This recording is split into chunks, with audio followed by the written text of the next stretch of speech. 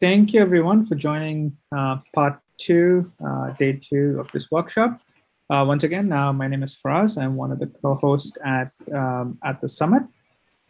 Just a quick note that you would have received an email yesterday from Hopin. That's where all of the talk sessions are going to be hosted for tomorrow and day after. Please let us know if you did not receive that email. You can reach us at info@mlopsworld.com. That's it for me, and I'll hand over the virtual mic to Chanchal and Alvin. Hey, Chanchal, do we need to set up the Kubeflow pipeline before the demonstration? You're on mute, Chanchal. Sorry about that. Okay, so maybe we'll take the first few minutes to go through the setup for the Kubeflow pipeline. Is Timothy on the call? Timothy, did you get a chance? I'm on the call. Yeah, awesome. So let's project the instructions, which have changed a little bit. So there are two sections on the Kubeflow part. The first section is the setting up the GKE cluster. You don't have to do that. That is only for the AI platform. But with the Vertex, it's all serverless, so we do not have to do that. So what we would like to do is to jump on to the next phase, which is set up the Kubeflow pipeline. Let me show my screen.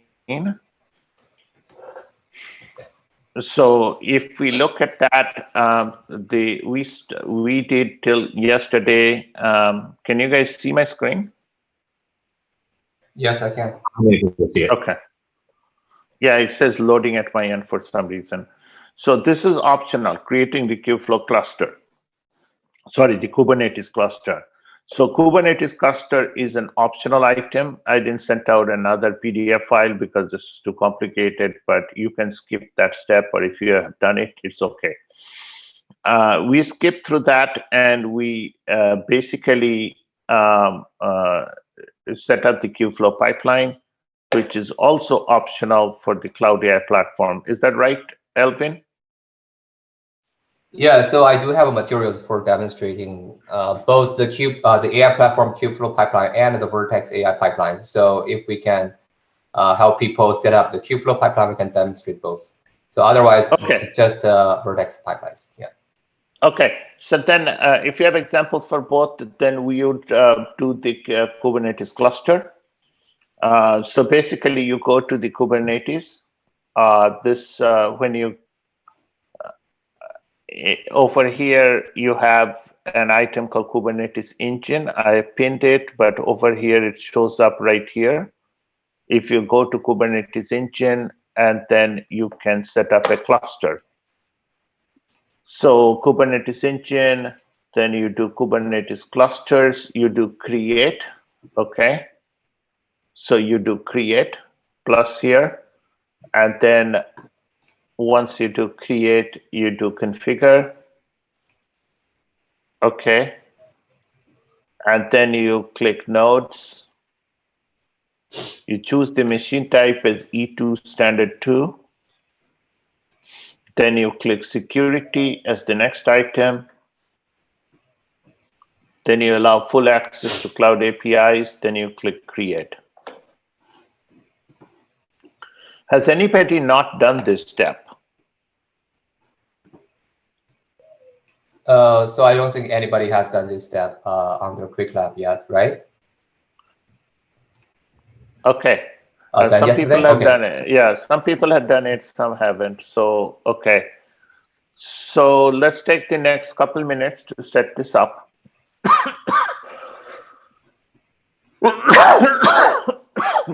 Okay. So Natasha did. So Andy hasn't done it.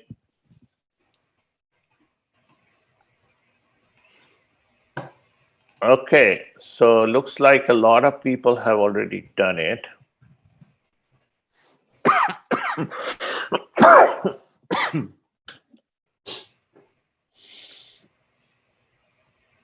Okay, so those who have done this step, we move on to the AI platform pipelines. Excuse me. So that is over here. I have bookmarked AI platform. You can scroll down and see it. Then you click pipelines. So that will be the AI platform pipelines, and this is what you will get at the end of that process. So AI platform pipeline, then you do new instance, this button.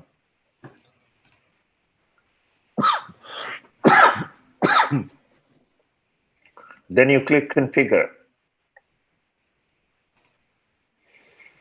Then you deploy, you give a name, Kubeflow Pipelines 1 is the default name. Check, I accept and deploy.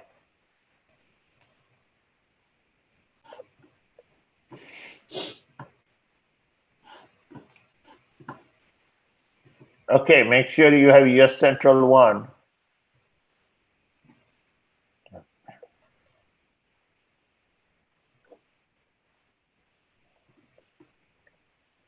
Because in Vertex AI, Larry has a question. So for AI platform pipelines, which is a Kubeflow pipeline, the setup is necessary, but for Vertex AI pipeline is optional. Correct. Yeah. So Elvin will go through both AI platform as well as the Vertex AI. So that's why we're setting it up.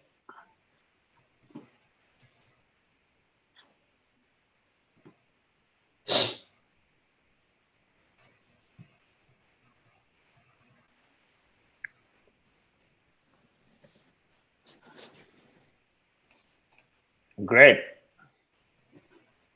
So it looks like quite a few people took the time yesterday to set this up.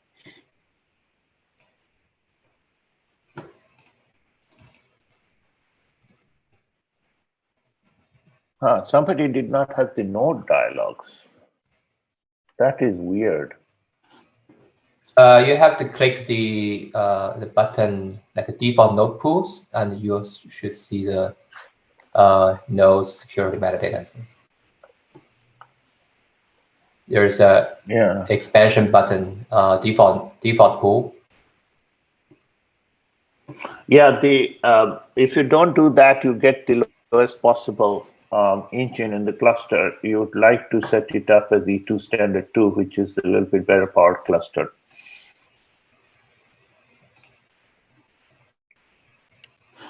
Yeah, so the reason you have to set it to E2 standard 2 is because Kubeflow has the minimum requirement for CPU and memory. So I think the default machine type doesn't fit that requirements.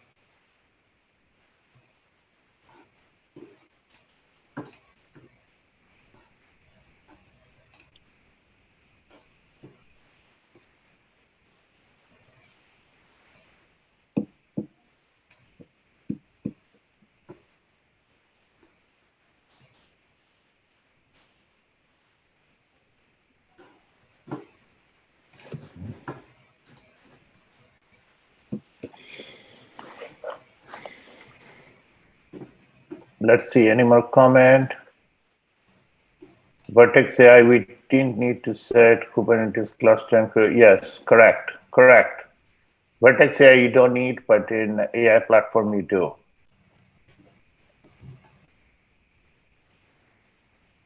Right, you can think of this as like a 3 tiers of managed service. So at the lowest level, you have open source Kubeflow, where you can deploy anywhere, like in other clouds like Amazon or Microsoft Azure, or on-premise Kubernetes clusters. You can do with open source Kubeflow. But on GCP, you also have 2 choices. One is the AI platform Kubeflow pipeline, where you need to deploy your own cluster and deploy the Kubeflow on top of the clusters. And at the 3rd level, you have Vertex AI. So you don't have to have any custom clusters to be created. You just use Vertex AI pipelines, which is fully managed for you. Correct. Yesterday we did use Vertex AI, but today we demonstrate the Kubeflow pipelines with both Vertex AI and AI platform, right, Elvin?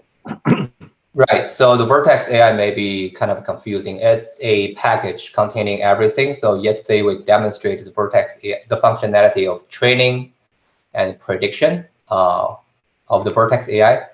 But today we're gonna also demonstrate the pipeline part of the Vertex AI. Awesome. So is anybody not set up? Because a lot of people have done it yesterday. Raise, just make a comment here because we want to get started. Okay, so still working on the pipelines, still deploying. Okay, give it 10 minutes. Setups are always complicated, folks. That's why I requested that you do that off hours yesterday.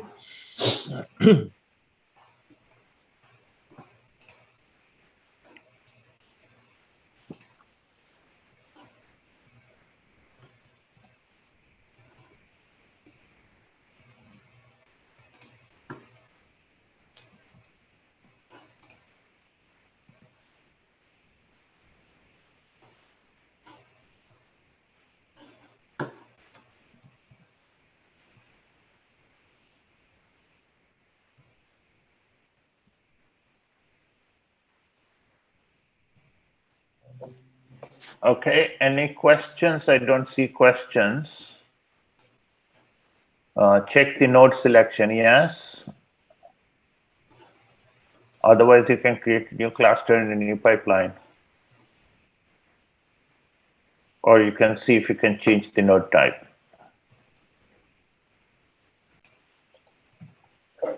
So when you go to the Kubernetes engine and you have the clusters, you click on the cluster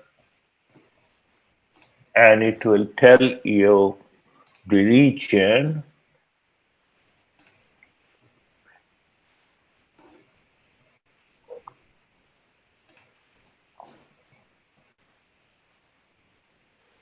And then there is the node button, which tells you the type of node. I wonder if edit can be used to change the node type.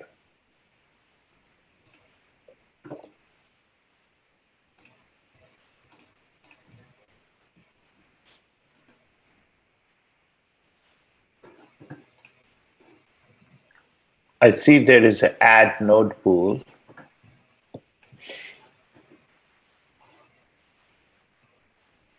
You don't need to add a new node pool. I think there's a default node pool. So if somebody has the wrong machine type here, how do they change it? So if they have wrong machine type, I think my suggestion is to destroy the cluster and recreate it.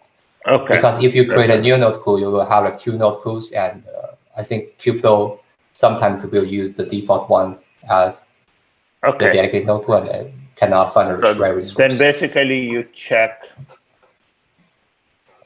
you just create a new cluster. Just say create.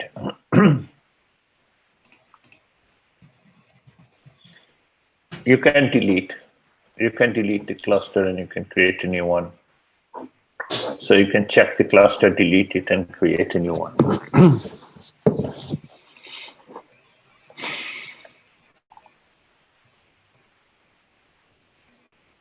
Yes, if you do open dashboard, pipelines dashboard, it takes you to another web page.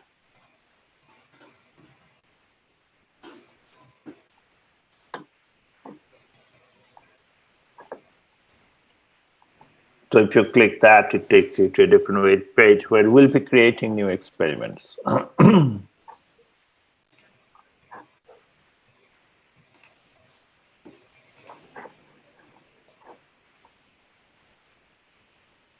Have cluster set up. I said default is E2 medium. Yes. And we requested that you change that to E2 standard 2. So if you got E2 medium, just delete it and start with E2 standard 2. Right. So again, I think the Kubeflow has a minimum requirements for CPU and memory, and E2 medium doesn't meet the requirement. Your lab access will end at midnight today, or 2 days from when you started, which is probably till tomorrow morning. Yeah, I have the lab ending on the 16th. So, you know, if we're going a little bit too fast and fall behind, please let us know. But you also have extra time to complete the lab too.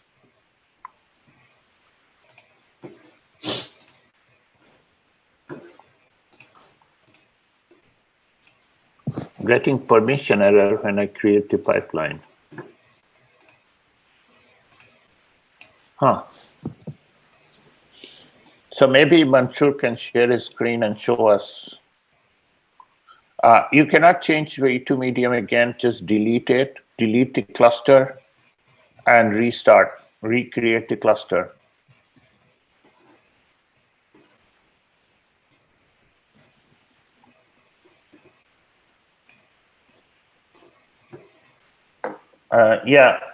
So Faraz, can you give Mansoor the permission to share his screen? He's getting a error that we want to see what it is. Oh, just 1 second, yeah. His name is Mansoor. That's all he's saying here. Yeah, so everybody has permission to share their screen. Oh, he just messaged that he's on his iPad. So. Okay, iPad will be hard to get permission. Okay.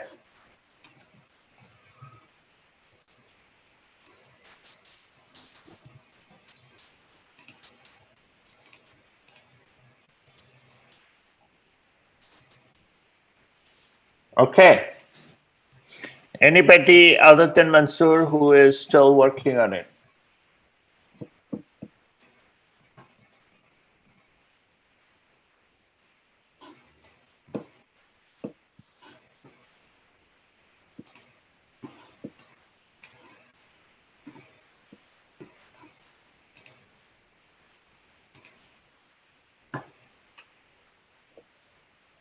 Okay, I don't think the iPad will work.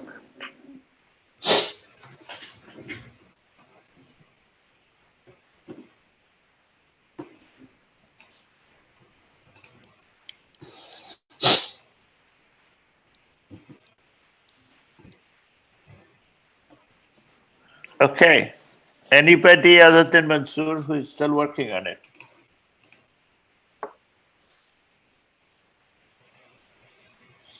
Okay, I don't get any answer. Oh, okay. So Lou is, so he is trying to stop the default node pool and start the new one.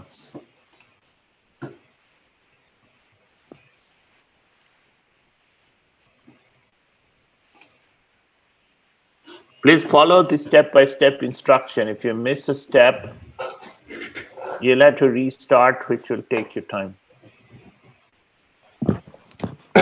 Yeah, so there's 2 points. One is the node machine type has to be E2 standard 2 or larger. And the other one is in the security node, you have to select allow full access to all cloud APIs.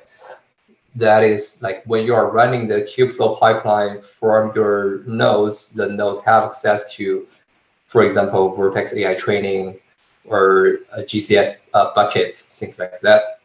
So it can communicate with the Google APIs. So these are the 2 items, very important when you set up the cluster. The pipeline is pretty easy to set up.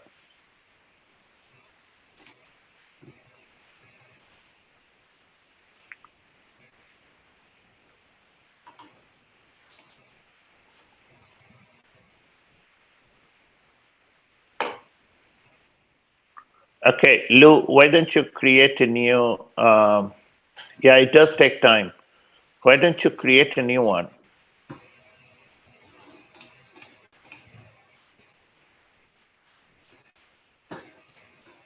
Cluster 2 or whatever.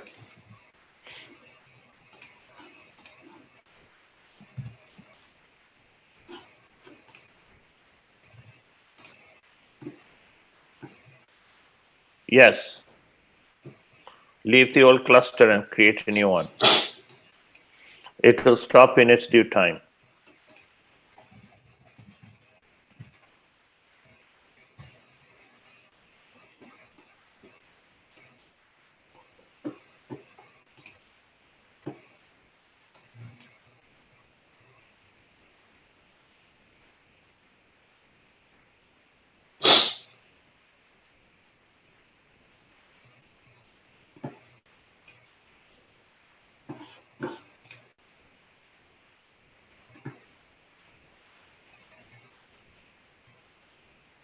You might have to create a new pipeline also, Lou, because this one is probably connected to your cluster 1. I don't know if you can switch the cluster.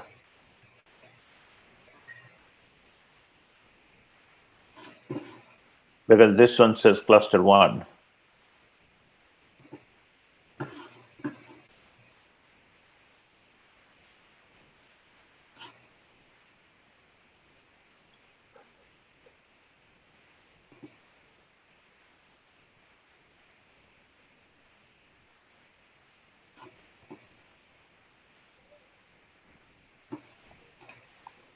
So if you create a new cluster, create a new pipeline on cluster 2 or whatever new cluster you have.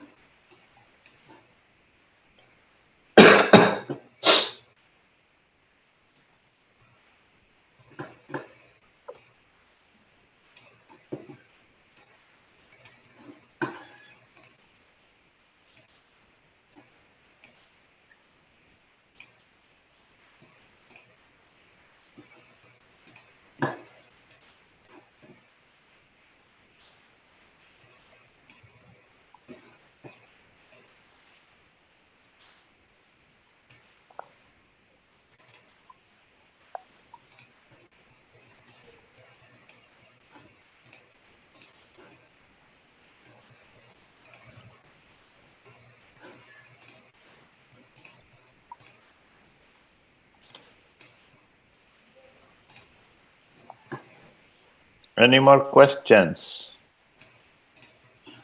Okay. So Mansoor is good to go. Lou, are you okay?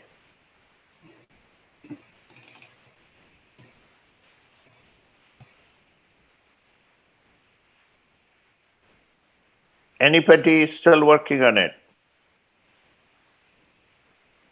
Okay, Lou said he's getting there, so go ahead.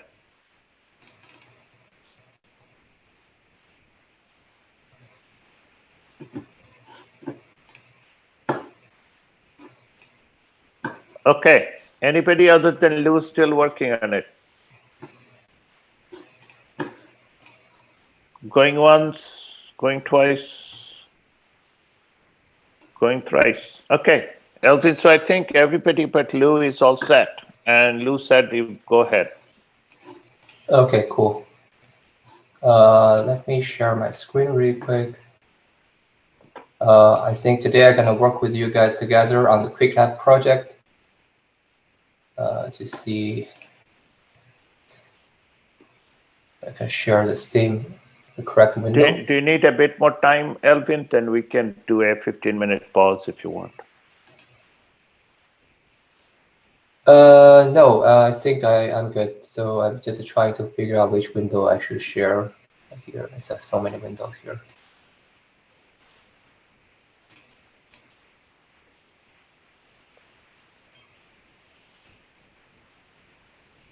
Okay, Lou is working on pipelines, so he should be done in a second.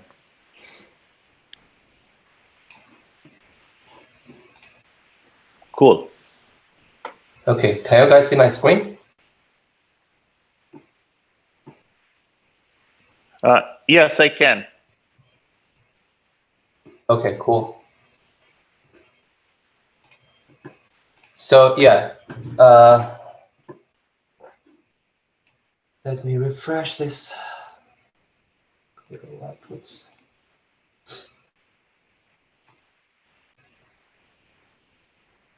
Okay, so today we're going to demonstrate the Kubeflow pipeline running on AI platform and Vertex AI pipelines. So you can imagine Kubeflow pipeline is a Python framework to orchestrate your machine learning flows, like starting from ingestion and preprocessing and training to deployment.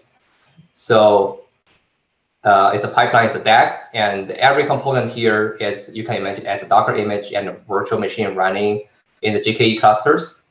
And you just connect those components together. Each component is dedicated to one single step. For example, one component is dedicated to training the model, the other one is dedicated to model validation, the other one is to deploy the model, things like that. And we connect those containers together to form a Kubeflow pipeline, which is a good orchestrator to put this machine learning into production environment. We call this ML ops. And the thing is, there's many frameworks can run on AI platform pipeline or Vertex AI pipelines. So we can use Kubeflow pipelines. We can also use TFX, which is TensorFlow extended. Both are good. I think to compare those two, TFX is more for big training data with tabular data format, structured data format. And if you need a strong customization or training some image models or other kind of models, it's more easier to use Kubeflow frameworks. So that's a brief introduction of different frameworks there. So today we're going to demonstrate using the Kubeflow DSL to build a pipeline and deploy the pipeline onto our Kubernetes clusters. So yeah, I'd like to share some of the a quick screenshot of the pipeline DAG to just to give you impression what's the pipeline look like and what's the UI look like when you are running the pipeline. So before we diving into code, let me share another screen.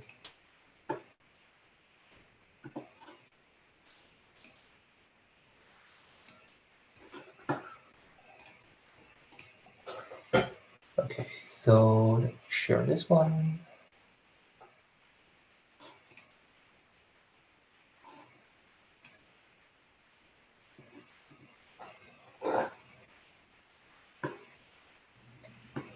Cool. Can you see the screen? I just share a quick example of the DAG in Vertex AI pipeline. Yes. And you should see a flow chart starting from data preprocess to model import models. Right? Okay, cool. So yeah, that's basically just the example I ran yesterday. And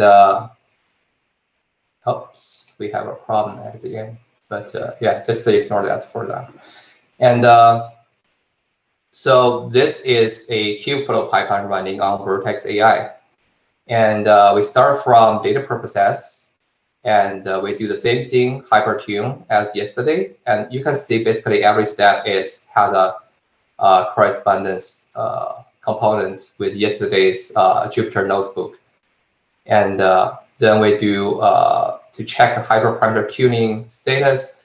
Once the tuning is finished, we use the best combination of hyperparameters and do the final training, and then import the model into Vertex AI.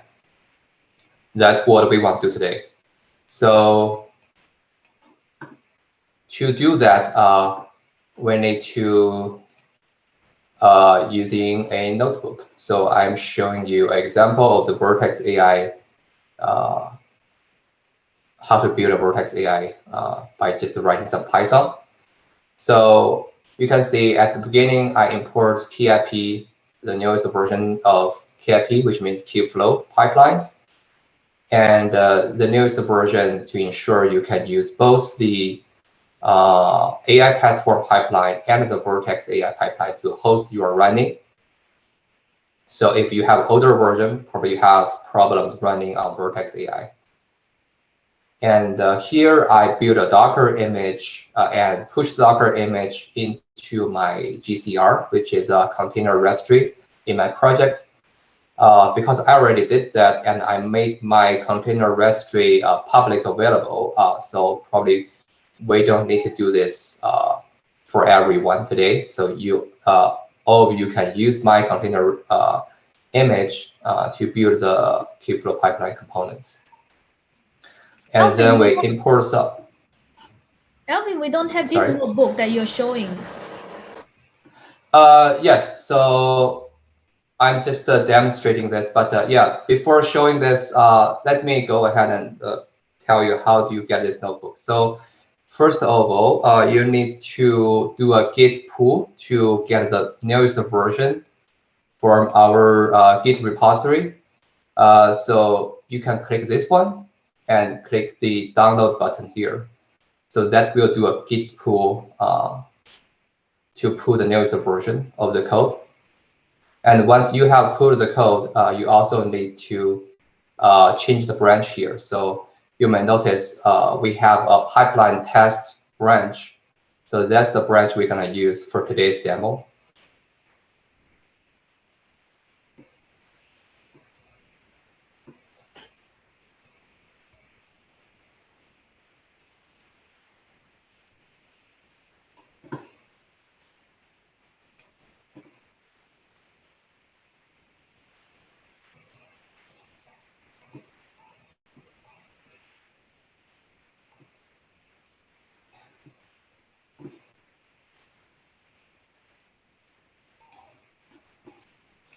So yeah, as people trying to get the newest version of the code, let me just quickly go through the notebook. And yeah, so here is import packages, and here from now on we see a bunch of Python functions.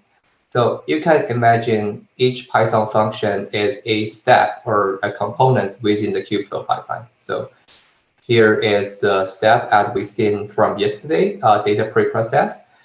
All we have done is just wrap the code into a nice Python function, and the return value should be a name tuple, which is a data structure. It's like a tuple or say like a dictionary, and you have a key value pairs. And we want this name tuple to have 5 fields, which is X train X test, Y train Y test, and number of classes. So at the end of the function, remember to return the same data structure as we promised. And that is the whole section of the data preprocessing. And similarly, going on, we have hyperparameter tuning function. It's just wrapping up the yesterday's code into a function of a Python function. And same thing for getting hyperparameter tuning status, training final models as a function as well, and getting the job status as well for the final training. Finally, we have import model component, which import the model into Vertex AI. After rewriting those Python functions, we need to compile those functions into containers, or say components. So to compile the function into components, we first of all, you need to create a a component folder. I think everybody should already have a component folder in their web page folder. So just give the folder to save all the configuration YAML files for the containers. And also, you don't have to change this because I think I already made this container registry image public available. So the base image means you have those Python functions necessary to run your code within those Python functions, right? So if you run the code within the Python function, imagine every Python function will run independently in their own environment. So they will not run locally in the notebook. And how do you import Python packages, for example, AI platform, when you're running from VM? You have to install the packages beforehand, right? So this base image gives you all the resources you need. It has already had all the Python functions installed, has the correct versions. So when you're running the Python function within those containers, you know you can import Python packages successfully. And once you give the base image, you just compile. You can see there's a compile.function to container. That means you compile the function where you give the function name here. That's just the function we defined in the previous cells. And you compile those functions into container images. That will return some of the container configurations here. And we're going to use those container as our building blocks for our pipeline. And finally, we have this large function defining the entire DAG, which means direct acyclic graph of the Kubeflow pipeline.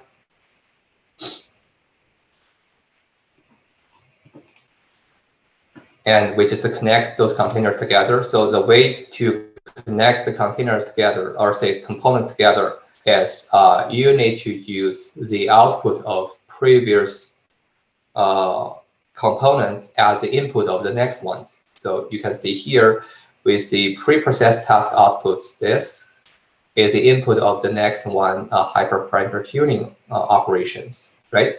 So this way, the Kubeflow knows you have data transmit from this component to the next. That's why you will see a nice DAG in the UI, which showcase what's the data flow between those components of the Kubeflow. So once you have built those components, compile those components, and connect them all together within the pipeline functions, you are all set. You already have the pipeline. So to run the pipeline, that means when you are a user of the pipeline, you are not building the pipeline anymore. You're going to use the pipeline to run some experiments. You just configure some of the inputs for the pipeline, and you compile the pipeline into a tarball in case of AI platform, or you compile the pipeline into a JSON in case of Vertex AI. And you connect with your Kubernetes clusters, and you just run pipelines there. So here, this pipeline parameters is your pipeline inputs, user inputs. And you just connect with your clusters and run pipeline there. So the thing is, you can run pipeline from here within the notebook, no problem. So you can use the same notebook as the one you defining the pipelines, but you can also have separate notebooks, like one is for developer, the other one is for user. But the good thing is you can also use the UI in the console to have a table and manually input those parameters into the pipeline and start a run. So that is also possible. So yeah, I think people have questions here. So let me look at the questions.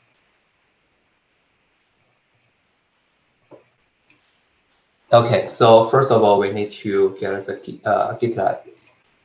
So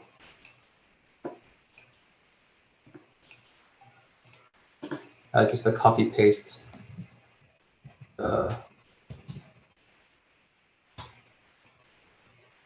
Git command here is called github.com alvinju.cu wp.git. So once you have the latest version of the Git, you have to switch to the branch which says pipeline test. So pipeline test has all the necessary code for you to run the Kubeflow pipeline and the Vertex pipeline.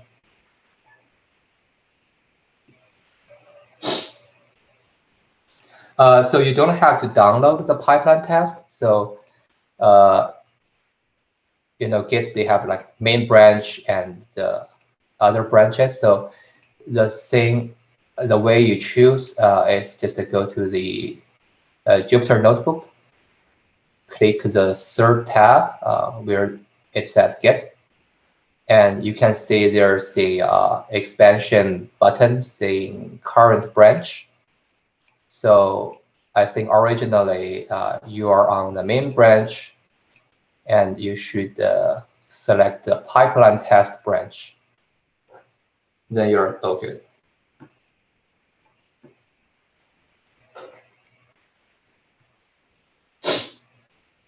Yeah, so I see some people having an issue merging their local files with the latest GitHub files, and you can either try to, like, if you have changed files here, you can either try to stage those files by clicking the plus sign and commit those changes and do a git pull again. So that will merge your local changes with the remote change. Or an easier way, if you don't want to mess with Git, you can create a new folder and try to download the newest version, just to leave the old version alone. So the way of doing that is just you can just go to open a Linux console and type make dir. Here I just want a newest version. It's a quick and dirty method to get you the newest version you need to see the demonstration today. So you just create a new folder and you cd into the new folder you just created, and you do a git clone here.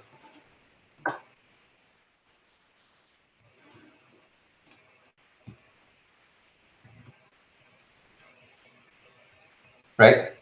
So that also works. So if you go into the newest version, you will see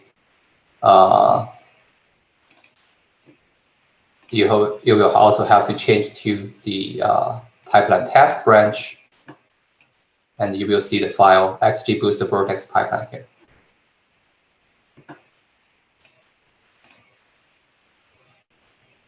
Yeah, if you don't see the pipeline test, probably you haven't downloaded the newest version yet. So make sure you, in the tab, you click the download button here. That means git pull. That's actually pull the remote repo to your local. And then you should see the pipeline test. Yeah, another way of change the branch is to do a git checkout.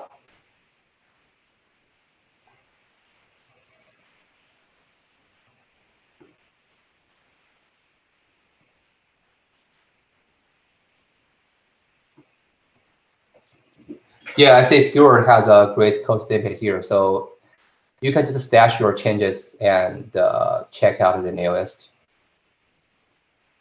I mean, pull the newest version from remote and check out the pipeline test branch. Just a copy paste alt git command into a Linux console, and you should be good.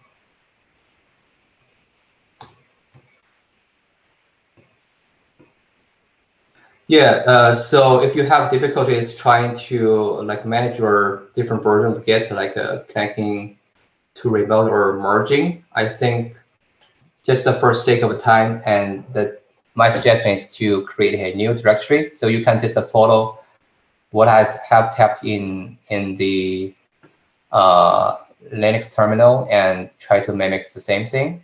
It will create a new version in another directory, and you should use this new version as your working directory for today.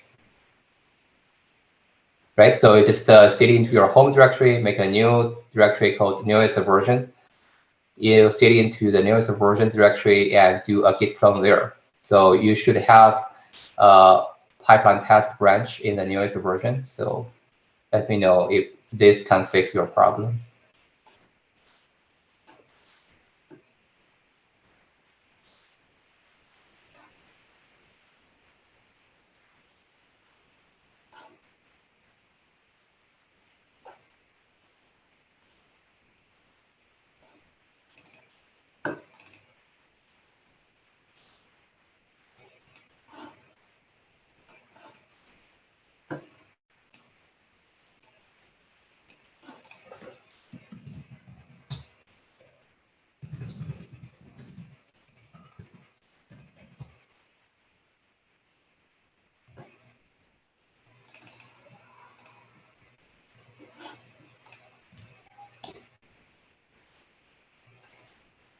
Yeah, so once you have git cloned into your newest version, you can also switch to the pipeline test branch by doing a git checkup, which I just showed you in the chat.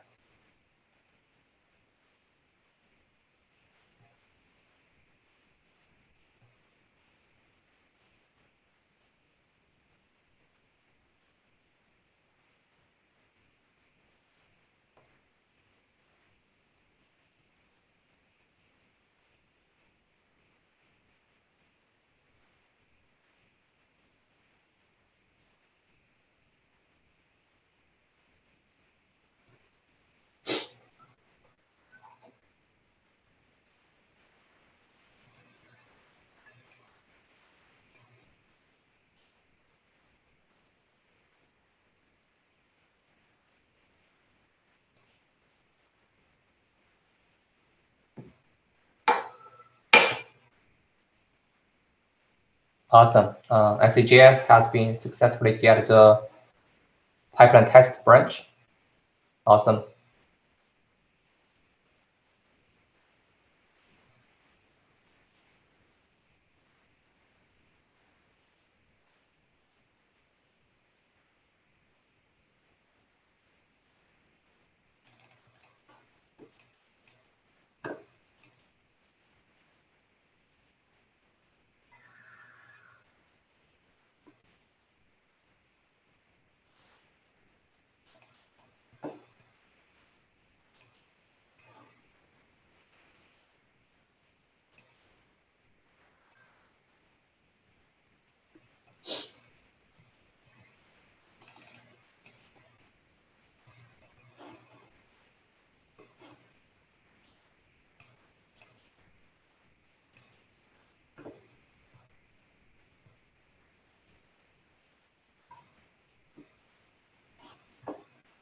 Yeah, so for people who has got the latest code and the pipeline test branch, they can go ahead and install the latest version of KIP.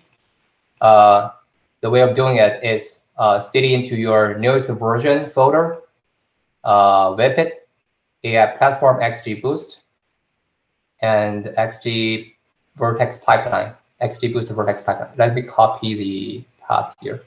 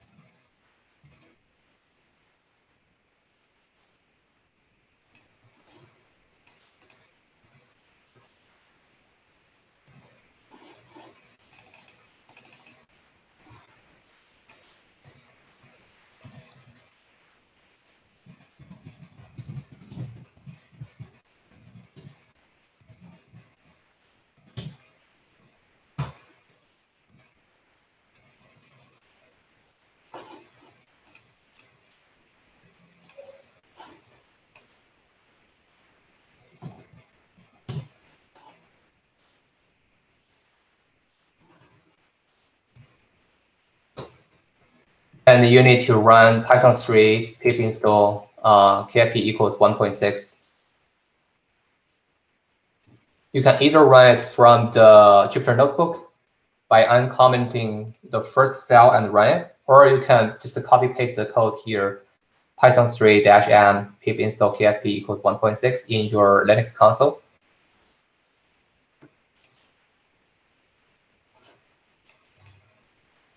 So the newest version of KIP will give you access to Vertex AI pipelines.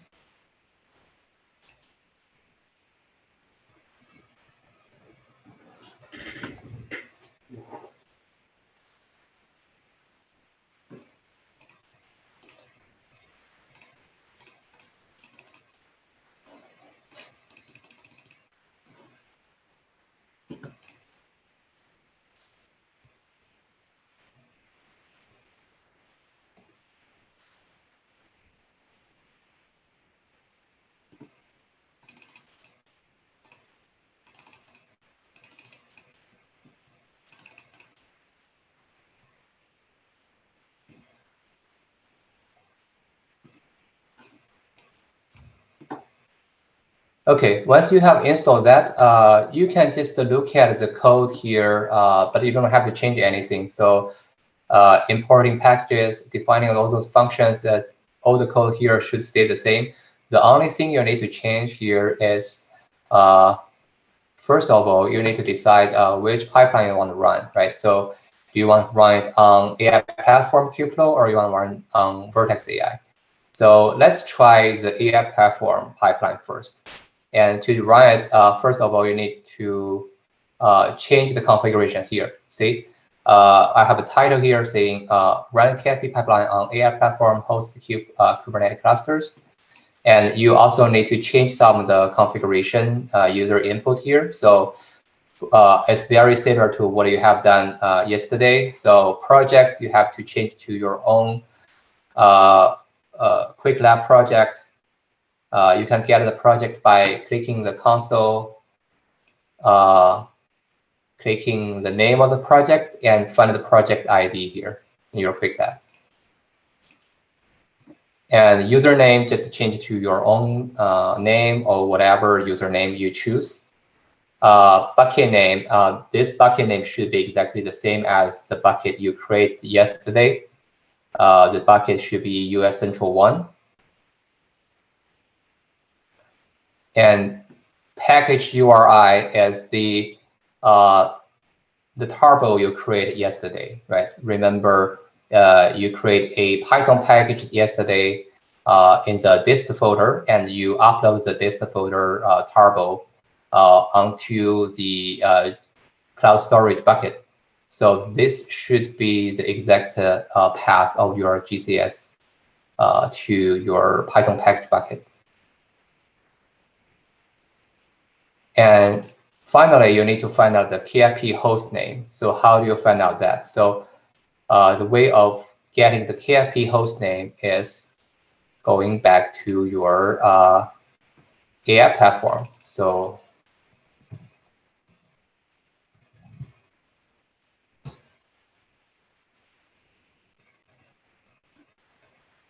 as I shared the screen here, when you're looking at AI platform pipelines, you will see all the pipelines you have deployed onto the Kubernetes clusters.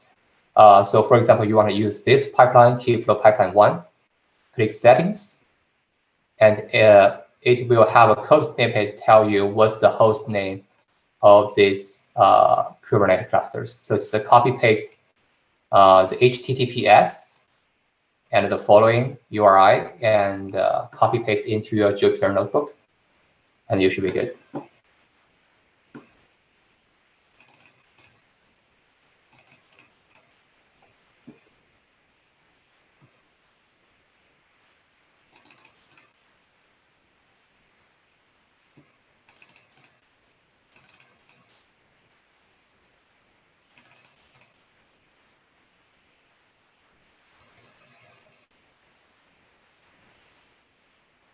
Right. So to answer Jay's question, so if you are not in the correct branch, I think quickly fixing that is just the cd into the folder and do git checkout and the pipeline test branch name. I think that will also give you the correct branch.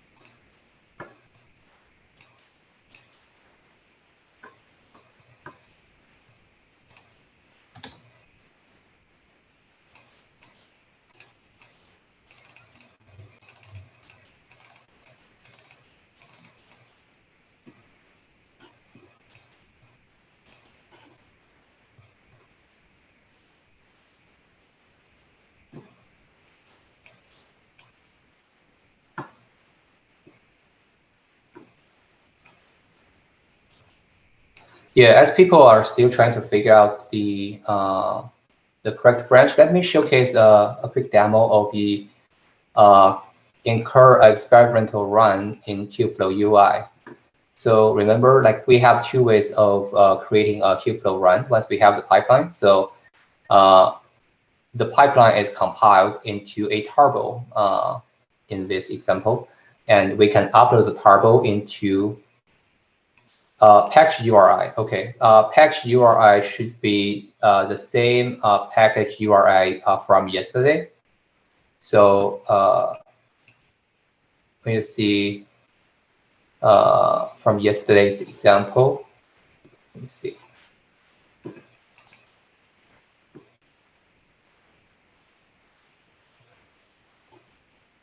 Here you have this one, right? So package URI should be your bucket name trainer, XGBoost trainer.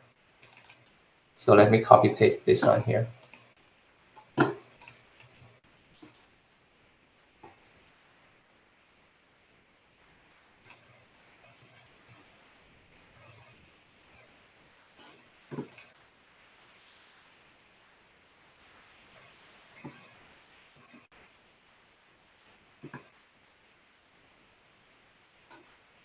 Yeah, so once you have the pipeline compiled, you will end up with a tarball. And let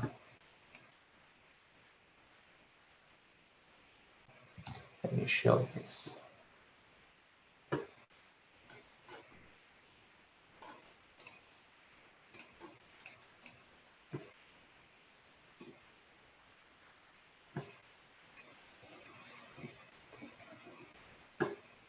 Okay, so this turbo can be uploaded to the Kubeflow UI.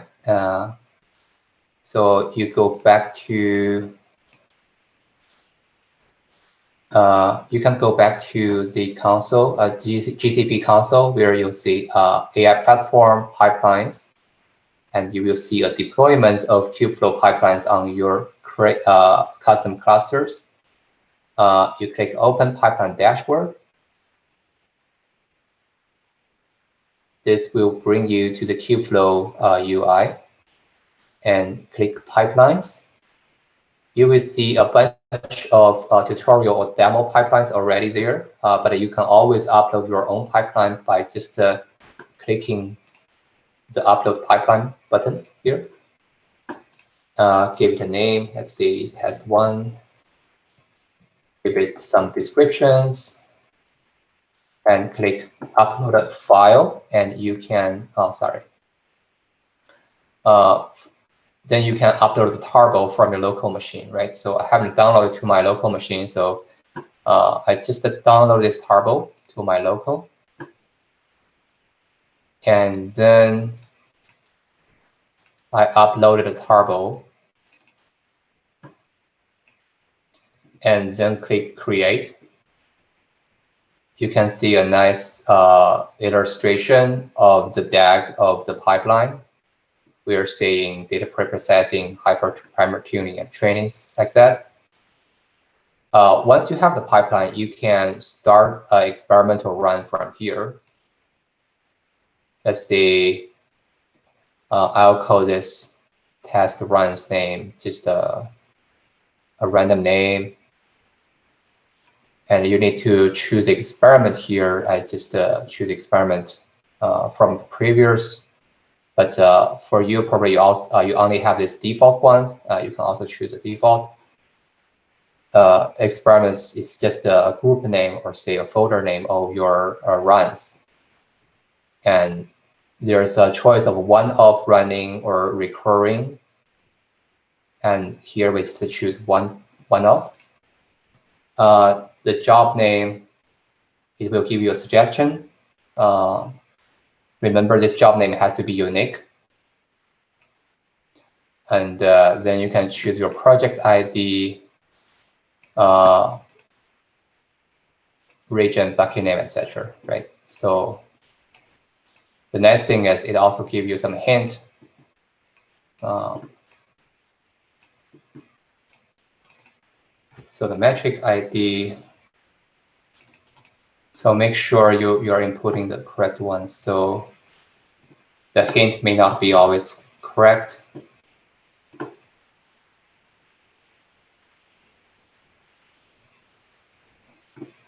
Let me copy paste the patch URI here.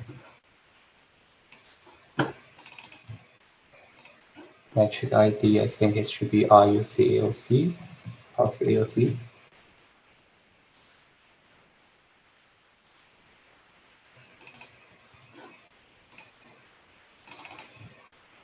So next trial count, again, we give it 4. Parallel, give it 2. Model display name.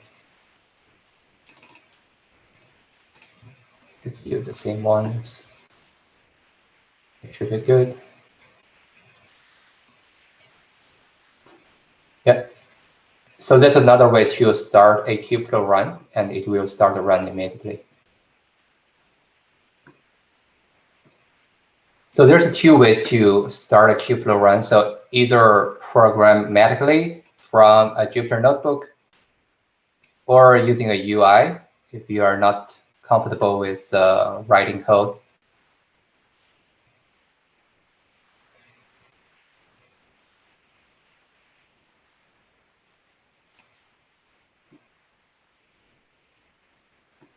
So let's check out how the code is running for my project. So the data preprocess has already finished. The hyperparameter tuning has started. So by clicking each component, you can see some detailed information here. So for example, you can see the input and output of each component listed here, right? So for this one, I have several inputs to configure the hyperparameter tuning job. And the other very important tab is logs. So if you click logs, you will see all the logging information for the dedicated virtual machine or say the container. So it's like if you run the hyperparameter tuning job in local, you will see the same message. So that gives you a good hint for debugging or figure out how the training is going. And yeah, so I think it's still running for now. It's still getting the job status for hypertuning, and it will be finished once the all the trials are finished, which is totally 4.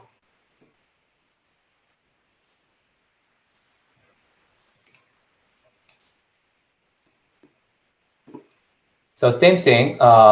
Let us go back to Vertex AI, right? So this cell is compatible with AI platform, Kubeflow pipeline run.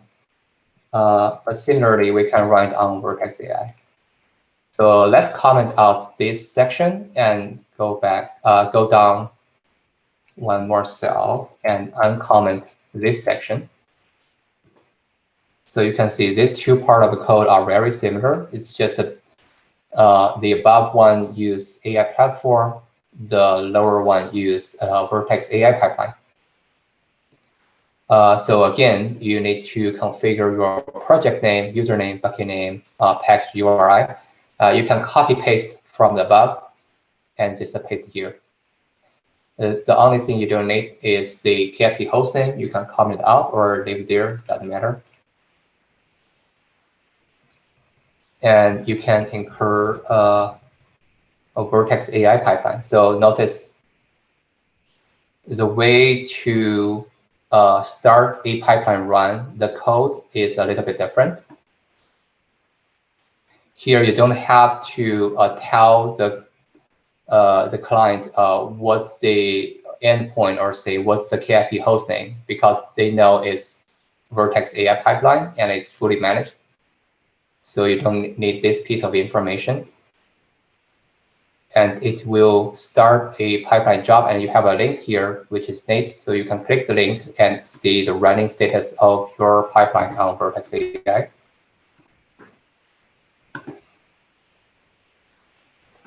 So very similar, you still see the DAG. And you can click each step to see more detailed information. Like, for example, what's the input parameters and what's the output parameters for each component. But to see the logs, you have to click this view logs, and it will give you some information about the VM, which is actually running. It's going to be very useful information when you are debugging or trying to monitoring the running status. So, okay, we are running 2 pipelines at the same time right now. So one is Vertex AI, the other one is AI platform, which is showing here, right? So we have 2 running pipelines. And inside those components, we are actually running a hyperparameter tuning job from Vertex AI, right? So if you go to Vertex AI,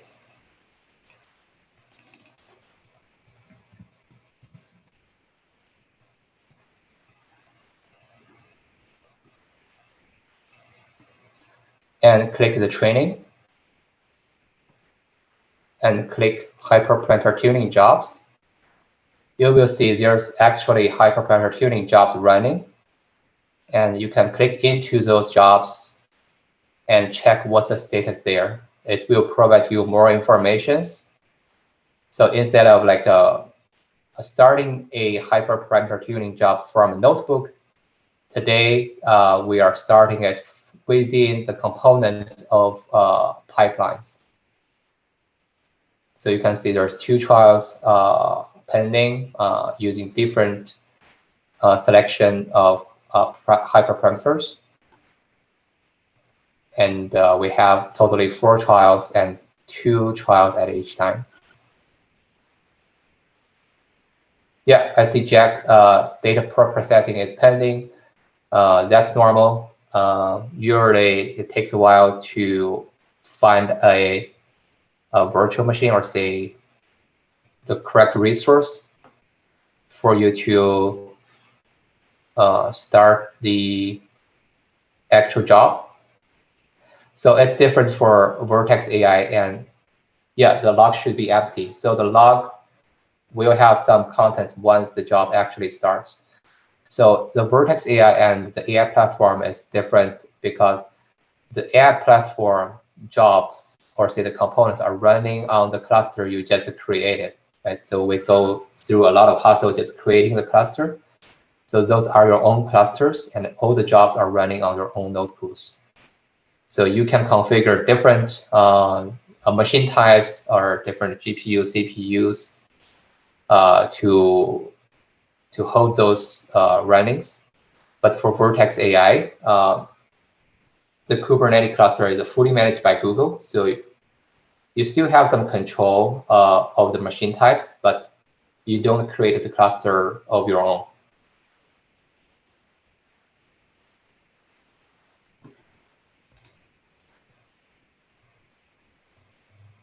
Right, so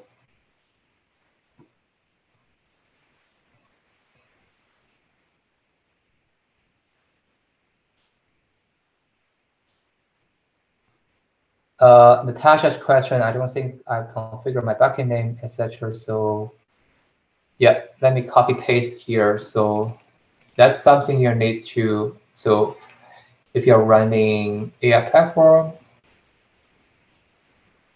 you need to configure those numbers, right? So I just have my own project showing here. So you need to change all these values, right? So project name should be your own QuickLab project name. Bucket name should be the bucket you created yesterday. And package URI should be, I just copy paste again. Package URI should be like this. And KIP host name, you have, if you follow the previous step, you should go to the AI platform pipelines and find out the actual host name of your own. So let me give a screenshot again.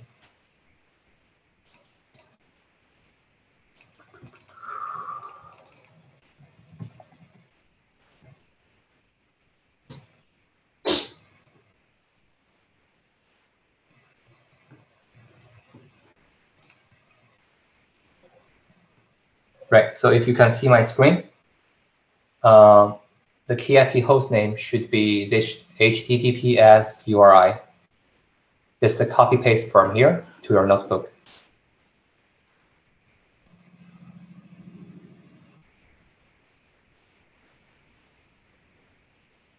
Right. So package URI means your Python package that you built yesterday.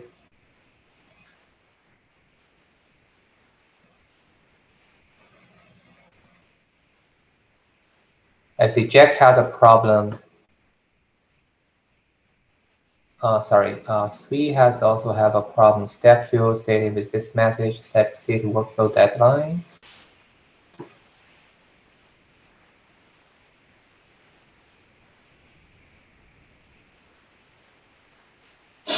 That's a weird message.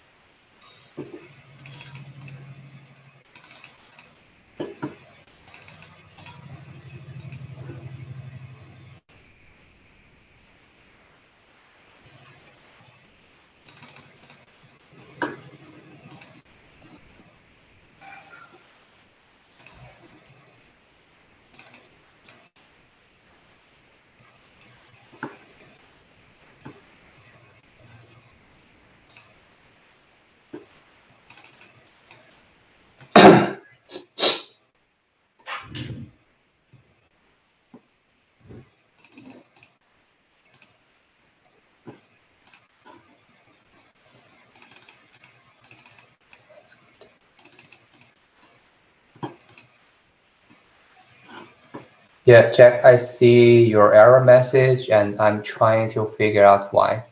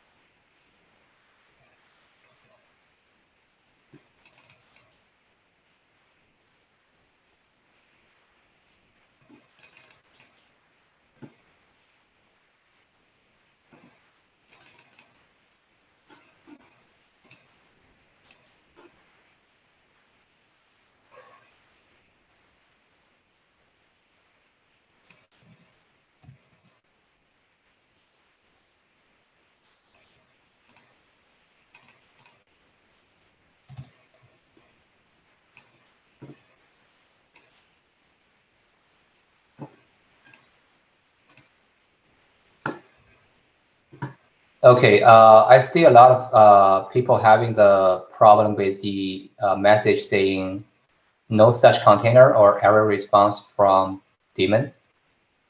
I think that should be a cluster setup problem. And yeah, I don't know why is that, and probably we cannot fix it with a very short time today. But if you want to change to Vertex AI pipeline, that should fix the problem. So Vertex AI used to use the fully managed clusters. And what you need to do is just use the same configuration, like for your project name, username, bucket name, package URI, the copy paste from the AI platform ones, and start a Vertex AI training, and to see if that works for you.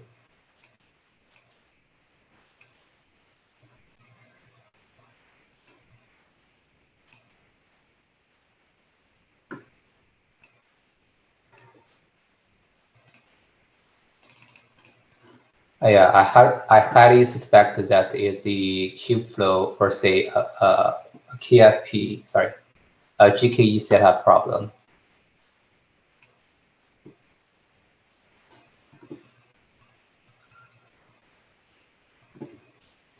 So switching to Vertex AI may have a better result.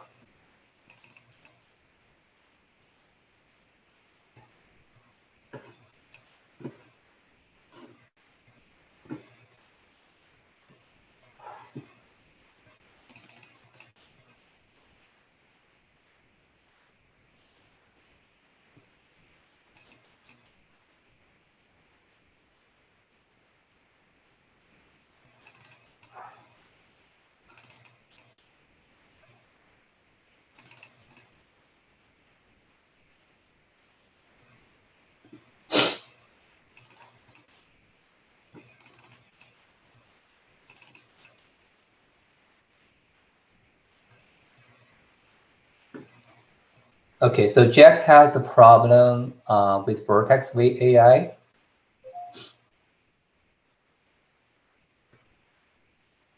While loading, please try again.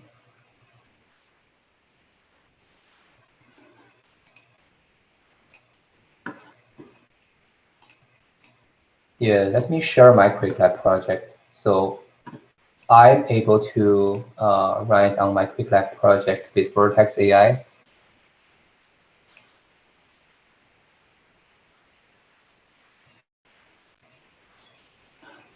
So yeah, so this is my Quick Lab project I think I'm sharing, and you can see my AI platform Kubeflow pipeline has the same error message as you guys, saying error response from daemon, no such container, things like that. And when I switch back to Vertex AI, I can run it successfully, and the hyper tuning is running for me now. So this should be exactly the same setup as you guys. And for the second question,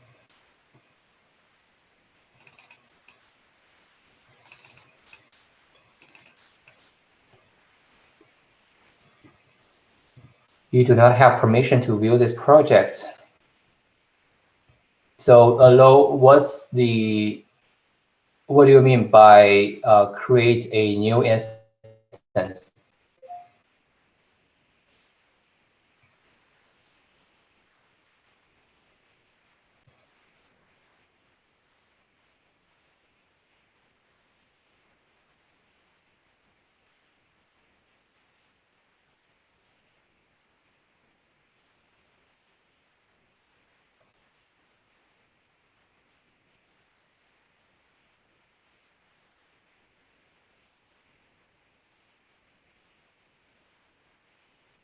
Right. So one possibility is you have multiple GCP projects opening.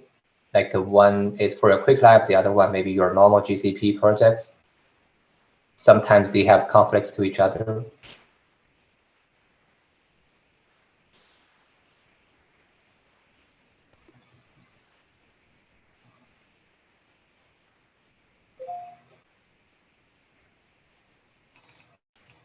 Okay, so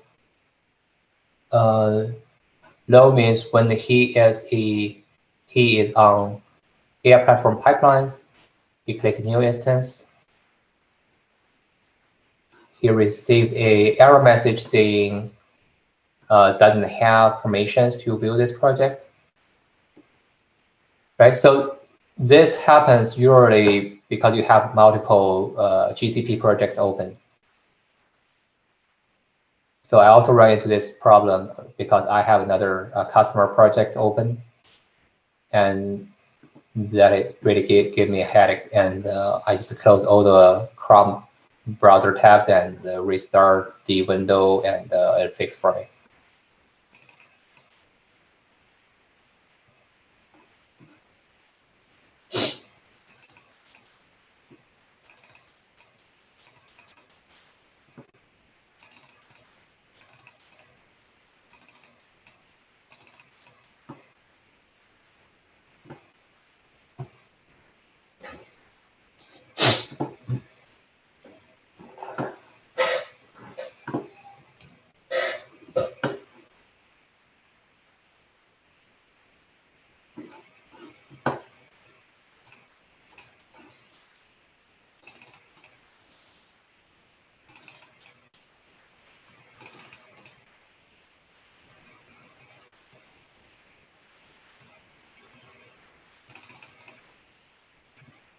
Yeah, no, you can close all the windows, but don't click the button, the red button saying end project. That will end your GCP Quick Lab project. Okay, you can close the windows, no problem. You can log in, you can log back in, but don't click the red button.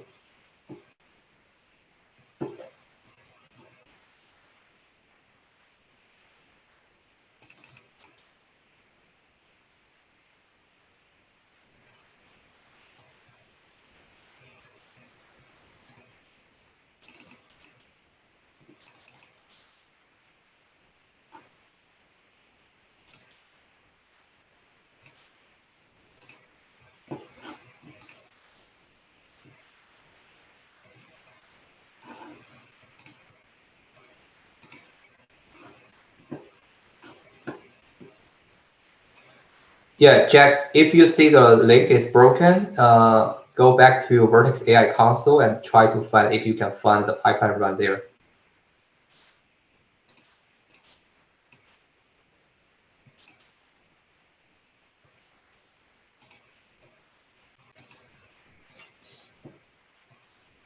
So there's many places you can monitor your pipeline running. So for example, you go to Vertex AI pipelines, you will see the pipelines running. You will see, click into it, you will see the data.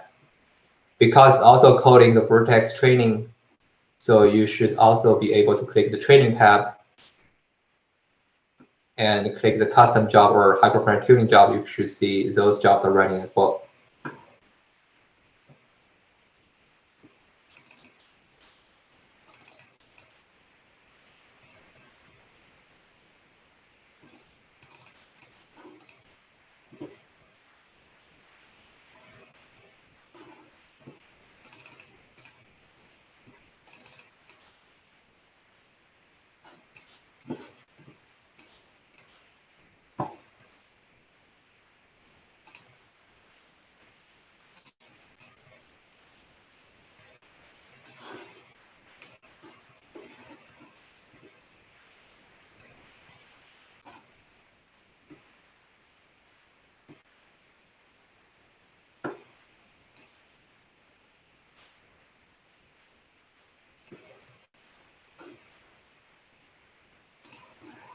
For Sweet's question, can you click the link and see if there's any helpful logs there to debug this issue?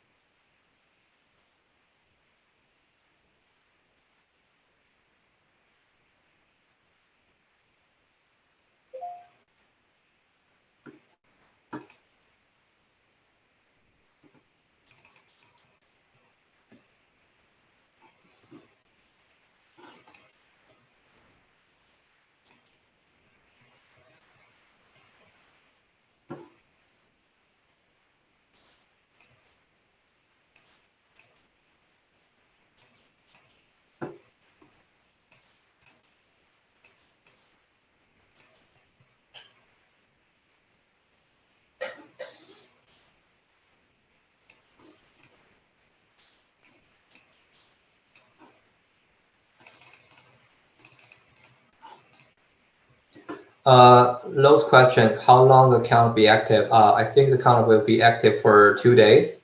So if you started the lab yesterday morning, probably should end tomorrow morning. Yeah, I think Timothy said it would be active through tomorrow.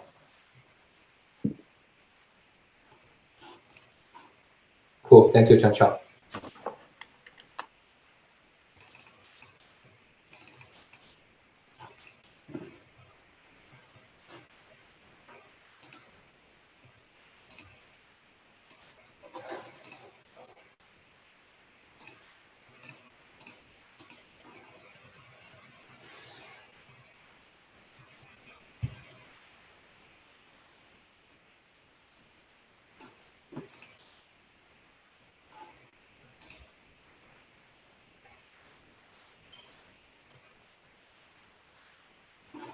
Yeah, so Sweet, to answer your question, because you are calling a training within the hyperparameter tuning, within the pipeline, so there's like multiple steps to actually look at the useful information within the VM. That somehow is can be very frustrating. So another suggestion is to check your input of the pipeline to make sure everything is correct. Like for example, the project name, username, bucket name, and package URI are correct. You really do have a Python package tarball inside this place.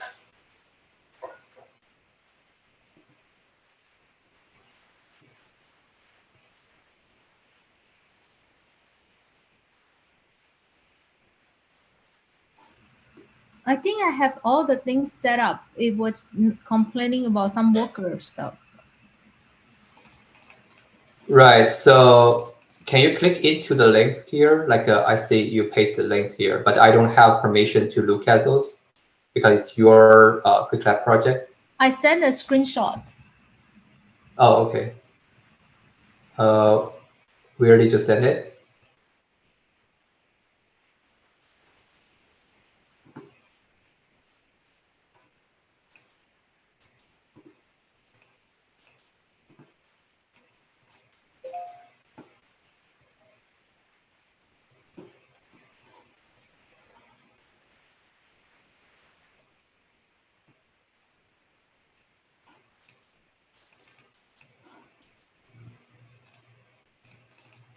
So to confirm, this is the Vertex pipeline, right?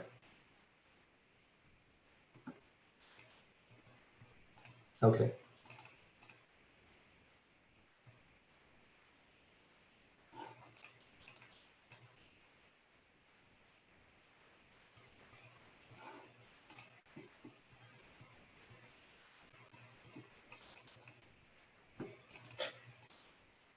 Right. I have the same issue with the AI platform one.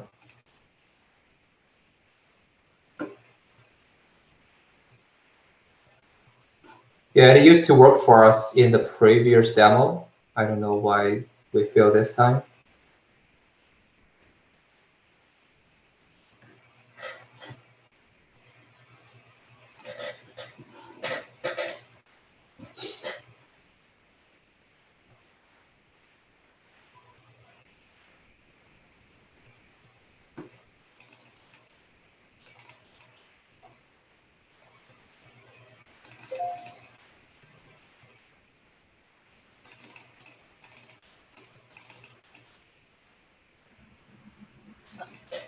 Yesterday we have a problem on the last cell. Did you find the issue?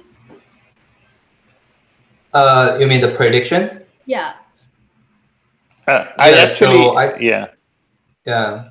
Chanchal has looked into it and he had to fix. Probably, yeah, he will cover it in his presentation. Yeah, I have updated Right? in TensorFlow, and I'm updating it in the XGBoost right now as we speak. Thank you.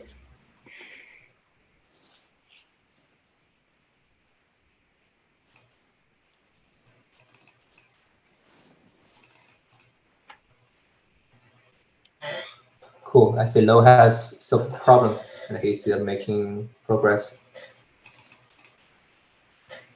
Awesome.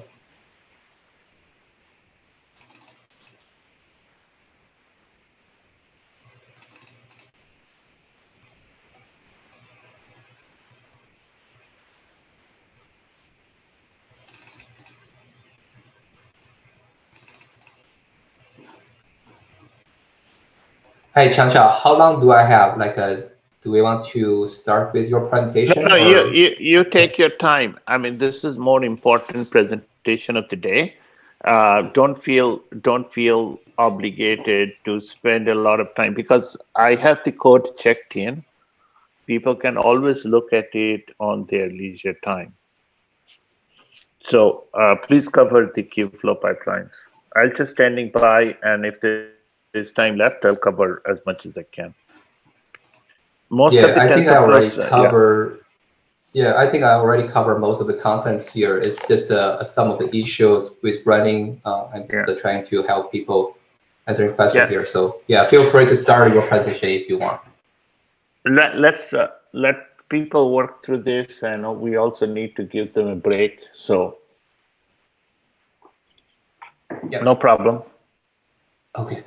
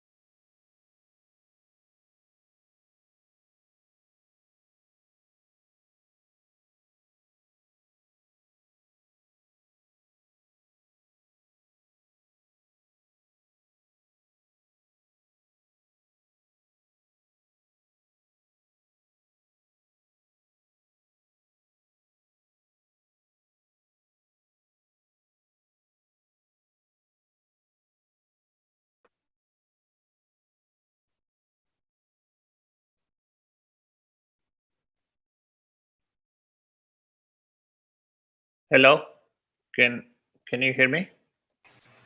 Hey, yes, Chanchal. Oh, okay, awesome.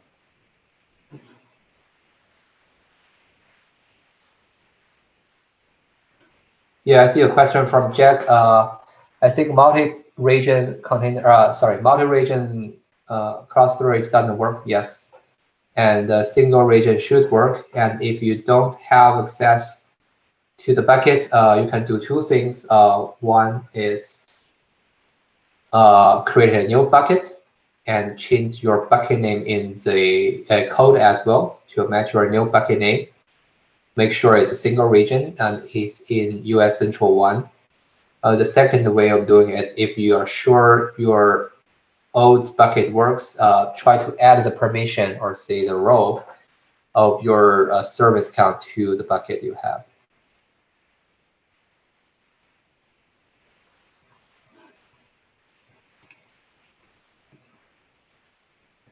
So for me, I just go to the bucket browser, cloud storage browser, click permissions, click add, and copy paste your service account.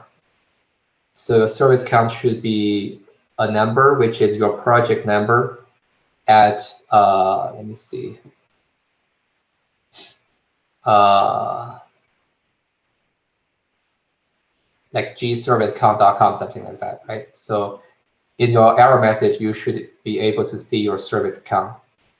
Copy paste the service account here and add new rows, which is a cloud storage object admin. That should fix the problem.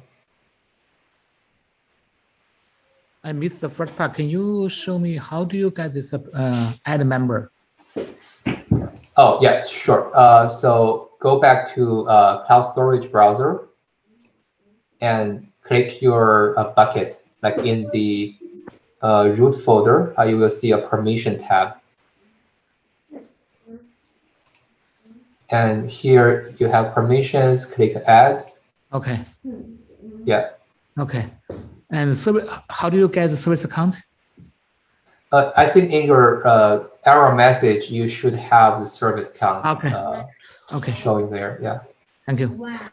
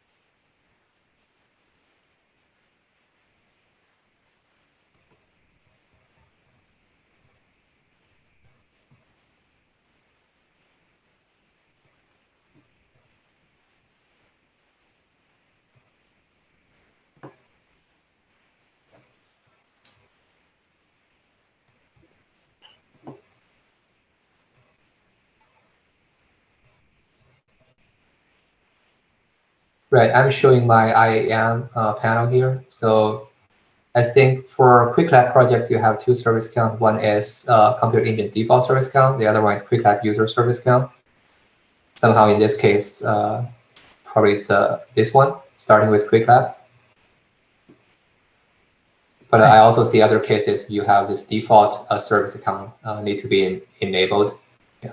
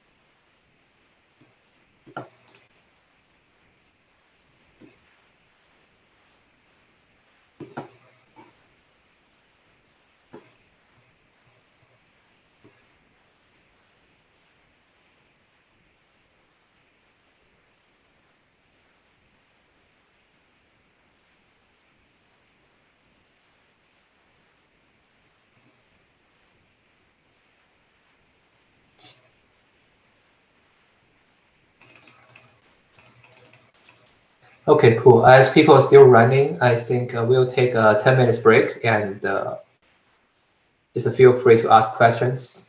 But I will come back after 10 minutes. Chanchal, do you want to do your presentation after the break?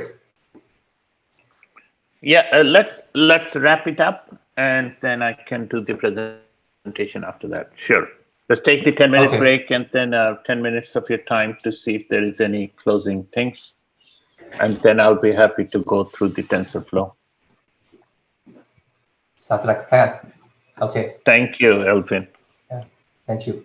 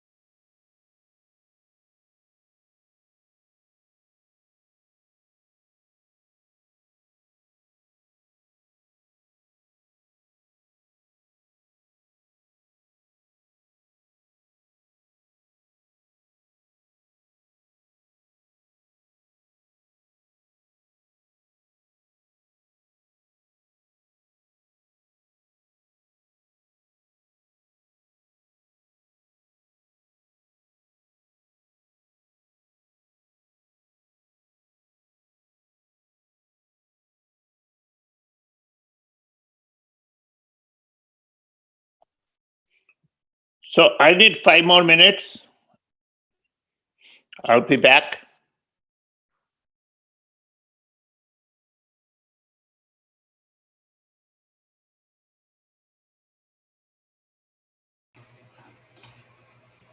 Hey, Chanchal, sorry I missed you. What did you say?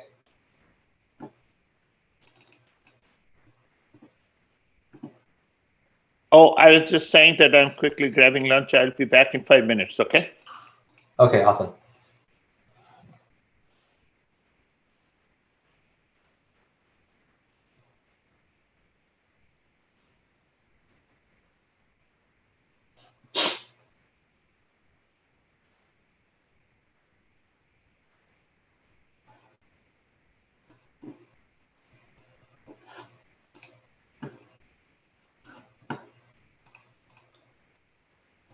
Yeah, I'll just quickly go back and review what we have covered today. So yesterday we have built the notebook, just the train XGBoost model using Vertex AI, and deploy the model to the endpoint. So today we have wrapped up the code from notebook and create component containers for the pipeline and connect all the containers together to form a Vertex AI pipeline using the Python SDK.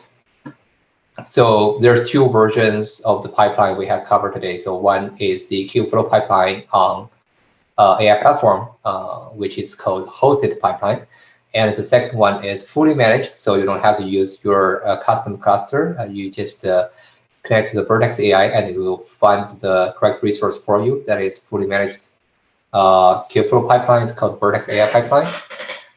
And there's 2 steps of the building of the pipeline, right? So you have to write your Python functions for each component and then compile the Python function to components.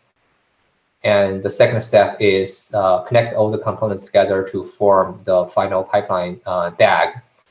So the pipeline can be in JSON or tarball format, and you can upload the tarball to Kubeflow pipeline UI, or you can start a running of the pipeline directly from Notebook.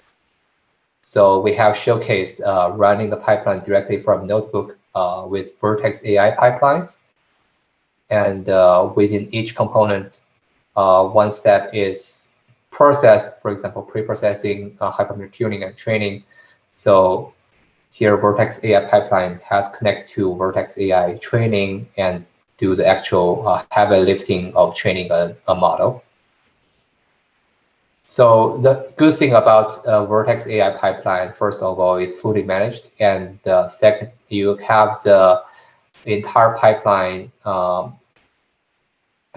to be packaged as a whole configurations, and you can start different experiments, like parallel experiments, which means this pipeline is reusable and modular.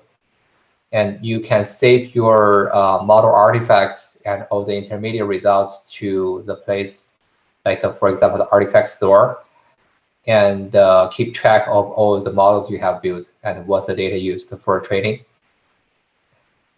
And this covers from concept to production, just using the Vertex AI platform, which contains both components for, all the components for training, prediction, and pipeline building.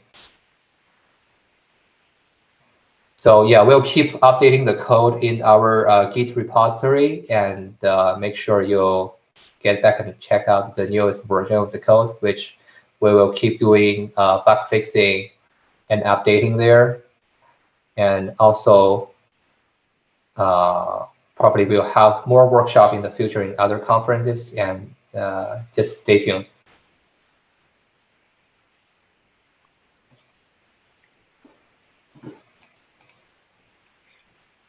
So thank you, Elvin. Let me know if everybody needs another 10 minutes to wrap up the Kubeflow, that's fine. And otherwise, I'm ready to begin. Yeah, the stage is yours. Awesome. Let me share my screen.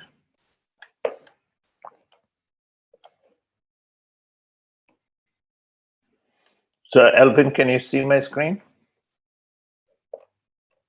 Yes. Awesome. So I haven't fully been able to update the XGBoost yet because I'm going through the code line by line, making sure everything works for me. But I was busy working with the TensorFlow version, trying to make all the pieces work.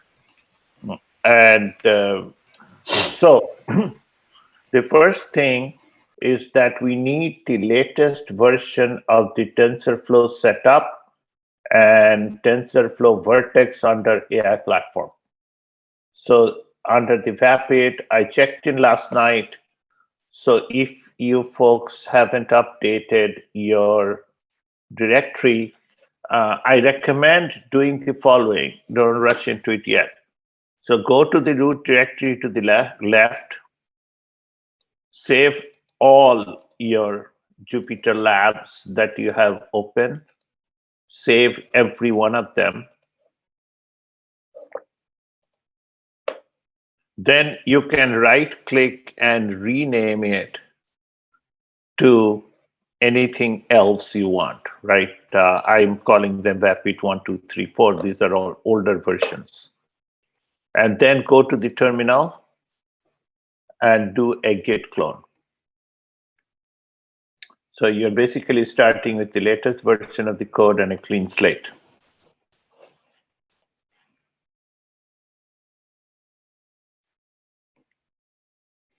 Okay. So basically right click, rename it, and go here and get the latest version of VAP8. Okay, and you can close all the windows, all the Jupyter Lab tabs that you have, and you can start from scratch.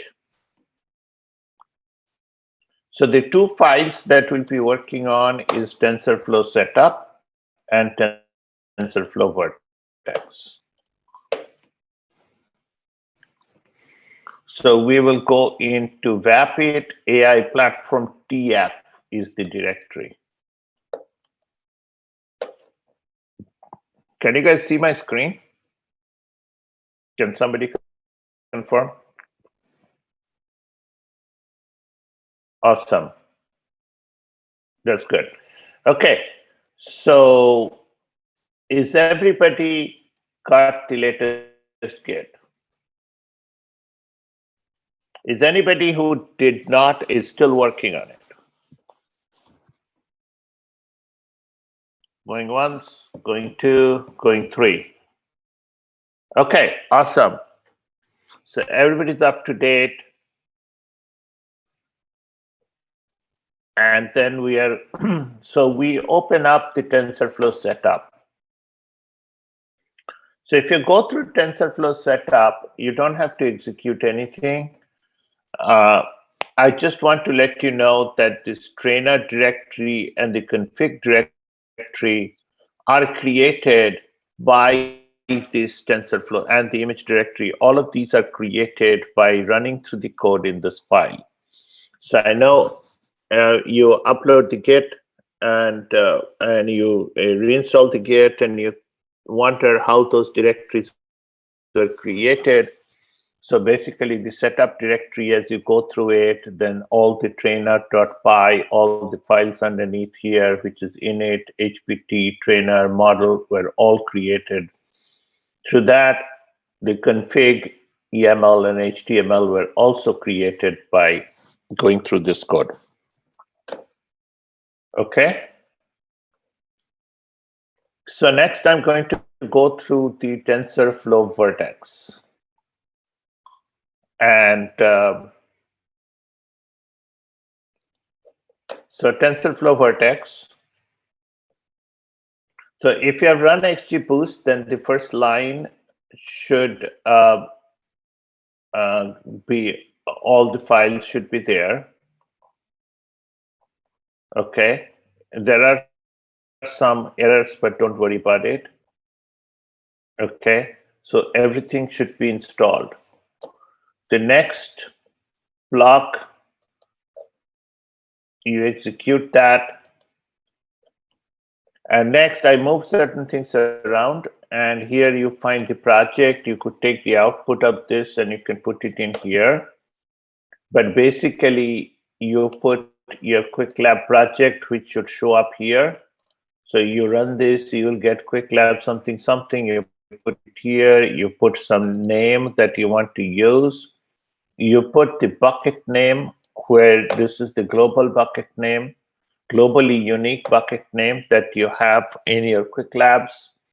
And then I use a subdirectory called tf_models.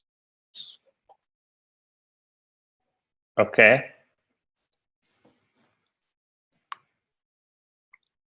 And make sure it's US Central 1, time zone is US specific. So you execute that line of code.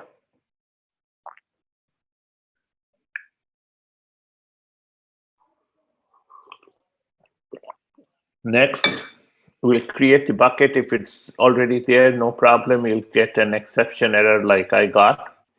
Vapid data already exists.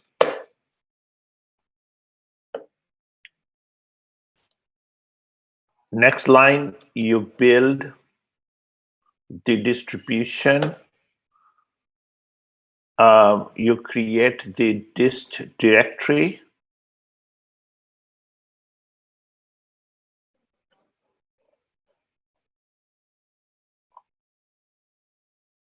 Okay.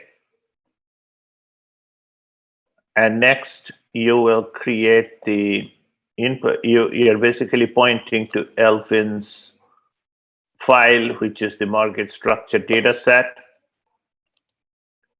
And then you are going to divide it up into train and test. So if you go into mortgage, into Vapid data split, there will be data split directory will be created and 4 files will be created. This is the test. And this is the test target or classes. This is the train data, and this is the train classes. Okay, so when you run this line of code, preprocessing.py, it will create all those files. Okay, and there are 90,000 data points in the train with 149 columns, 10,000 data points in test with 149 columns. And your classes, the 4 classes are there in the Y train and the Y test. Okay. Is anybody not up to this step?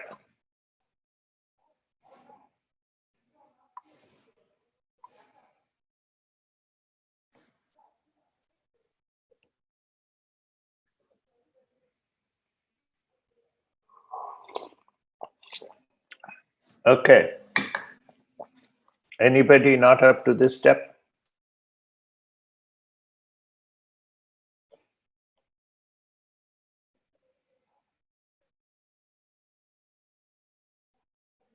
Everybody's up to date?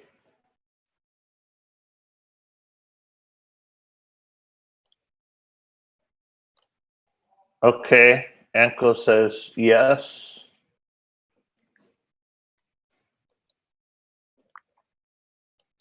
Okay, I can pause if you want. It's not a big deal. Okay, then we are going to just do some local training and make sure it works. So we skip this step by going through this setup.py notebook. Inside setup, we do have a model. This is our model. It's a sequential model. Okay, and it's 128 nodes and then a certain depth and goes through. So this is the basic model we have. It's a simple model, but nevertheless a model. And if you double click your trainer, you'll see there's a train.py was created due to that setup, and that model is there. Okay. So we are basically going to take this train.py and run it. And that was all created by TensorFlow setup. Similarly, XGBoost setup created all the XGBoost files. So the idea is that the setup creates the modules. Vertex does the unit test. So TensorFlow Vertex does the unit test, and pipeline deploys it into Kubeflow pipeline. So those are the 3 steps. Okay, so create the modules, and we already did. Now I'm testing it. So it's running train.py, and it's training the data.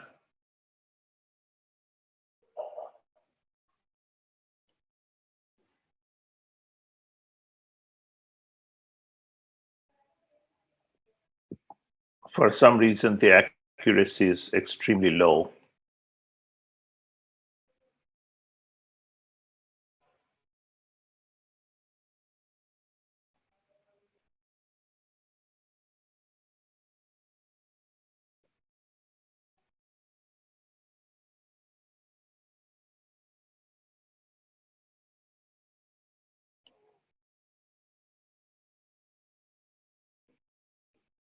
But validation accuracy is pretty high.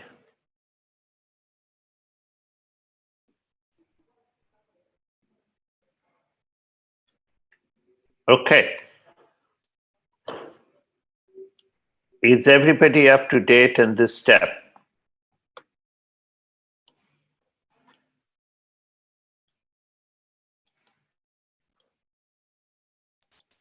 Okay, next step is to submit a job for training.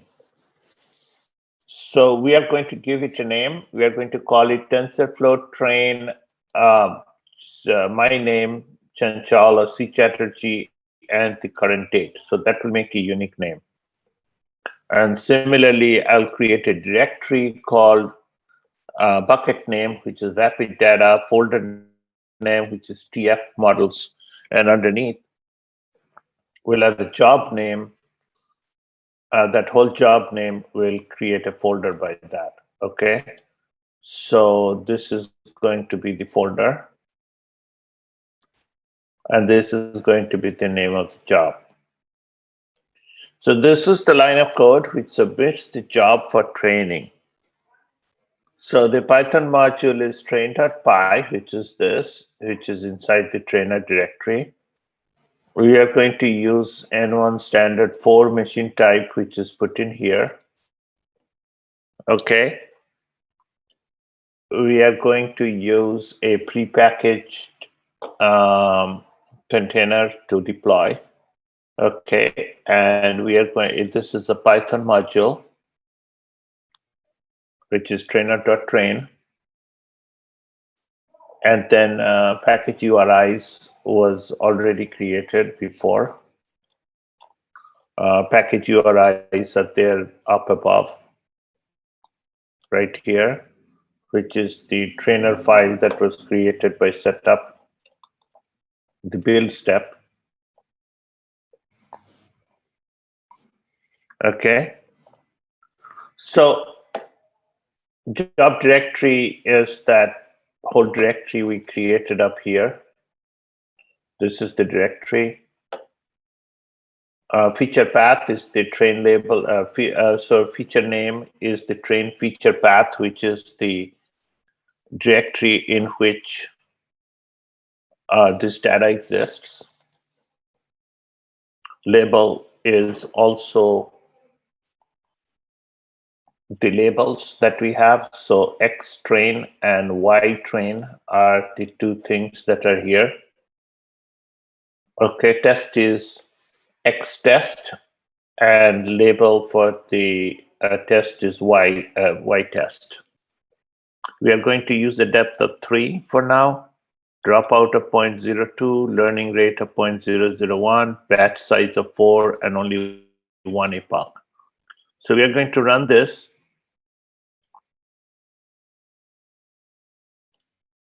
Okay, and we are going to see, it will take some time to train.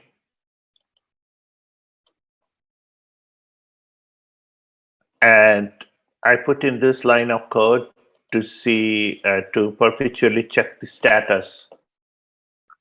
So let's go back and click training, click custom jobs, and you'll see that that training job has been submitted. And here's the refresh button. You can refresh it. It will take roughly, it says first it will be pending for 6-7 minutes, then it will take about 3 minutes to train, 3.5 minutes to train. So let's give it the 10 minutes to do the training and for others to catch up.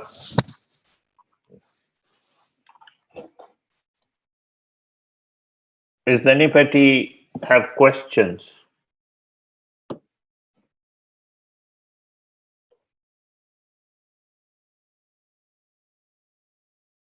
So Natasha, your train cell failed.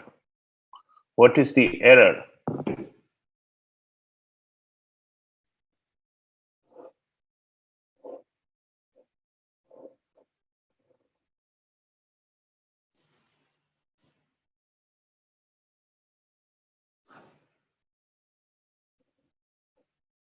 Okay. Yeah, your training data has to be in the right folder and all of that. If you got the latest code and executing it line by line, it should be good. So it was pending. It still is pending. It takes about 7 seconds to get out of pending, 7 minutes, sorry, to get out of pending mode. And then let's refresh it. It's still pending. It's only been 2 minutes. And then it will go into training.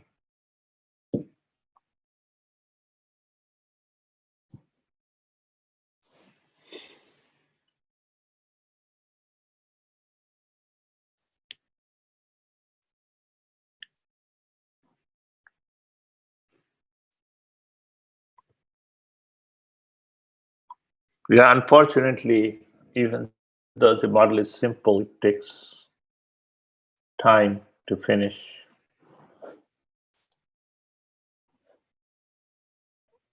Natasha, are you okay?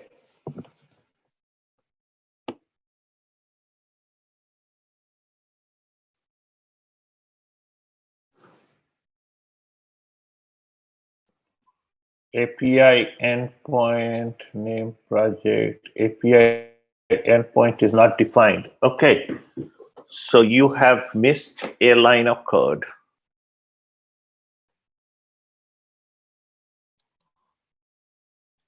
This should be your API endpoint.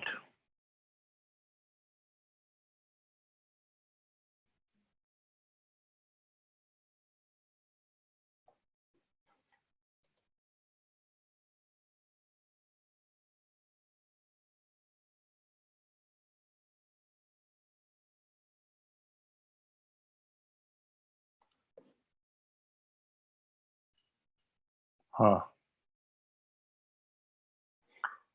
So you have the API endpoint, and when you run it, it gives you API endpoint error. Can you run it again? Sui, maybe you can share your screen and show us what is happening. Oh, good. Okay.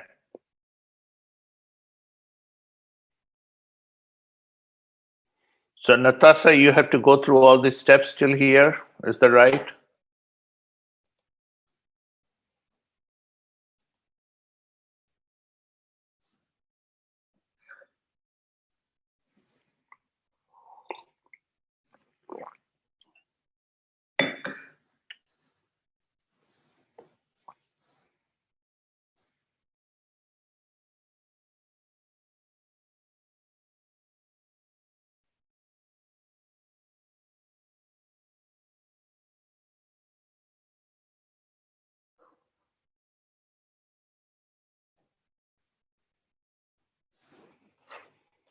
Any more question?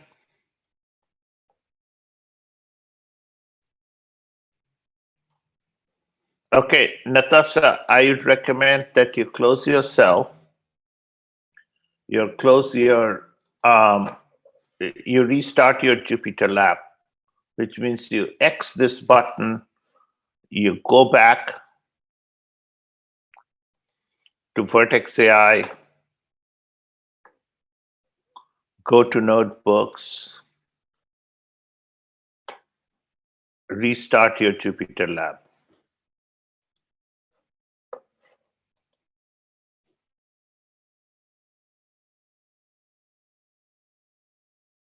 Yeah, save everything.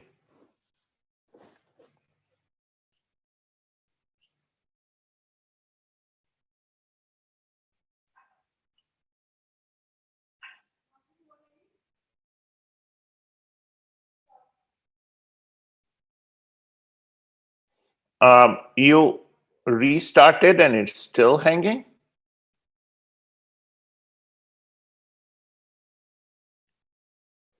Natasha, maybe you can show your screen.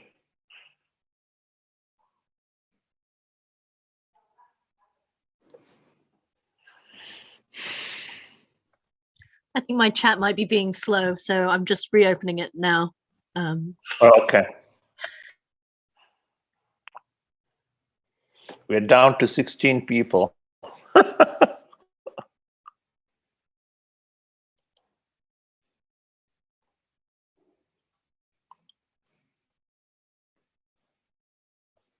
We have the die-hard group left.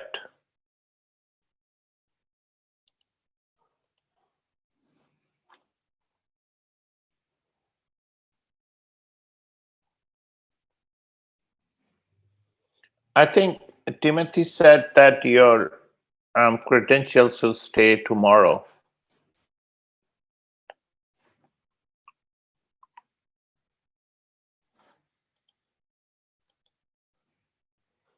Okay. 7 minutes is still pending. So I'm letting everybody catch up. Those who are behind, has everybody queued their jobs other than Natasha? Is everybody's working?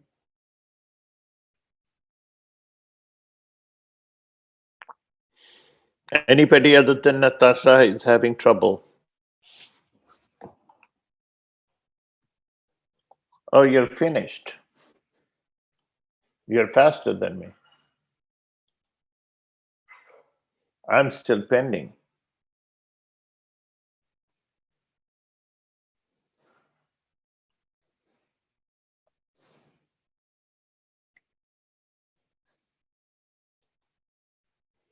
Yeah, it takes variable amount of time based on the resources you have.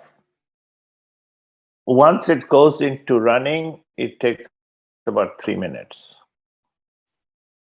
And if you execute this cell, it will tell you that it's pending.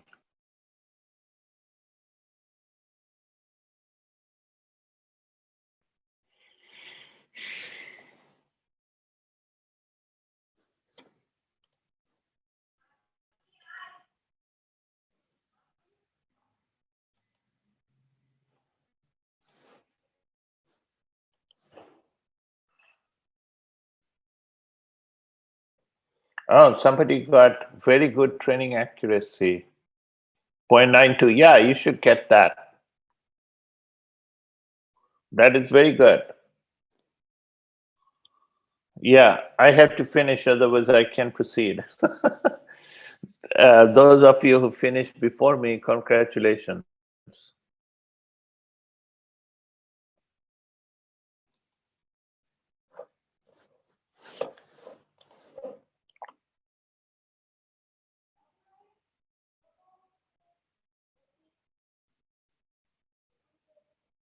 Yeah, so the Python 3, it doesn't do as much depth. It doesn't use the right boosters. It is just a spot check just to see that the train.py is correct, that you're not getting an error. It's a manual way of testing, and it is basically trying to show you that things are working.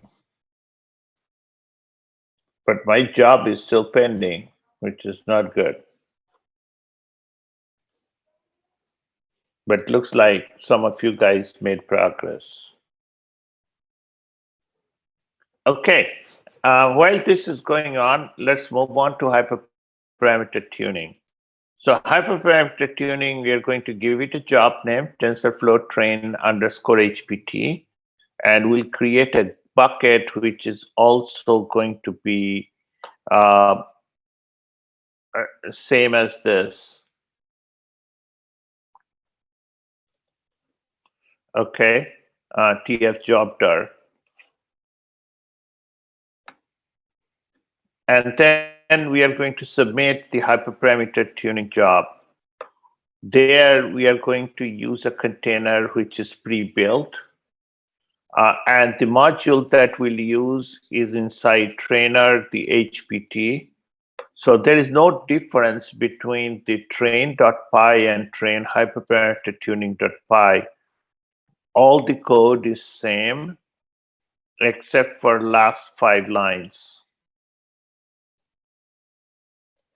This is the new stuff that we are putting in there, which is to basically saying that we are going to hyperparameter tune and we are going to use accuracy as the metric.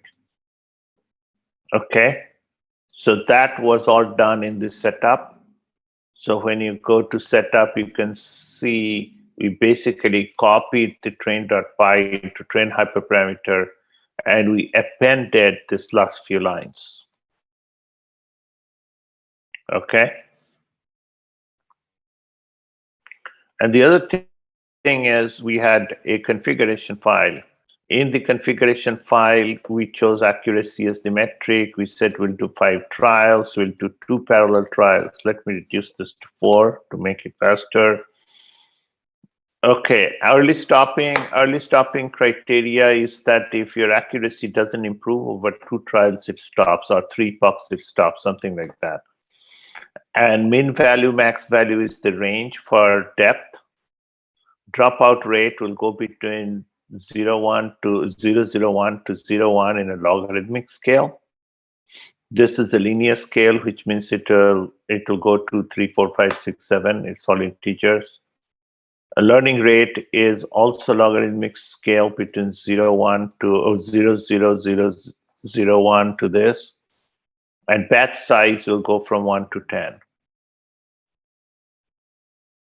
Okay.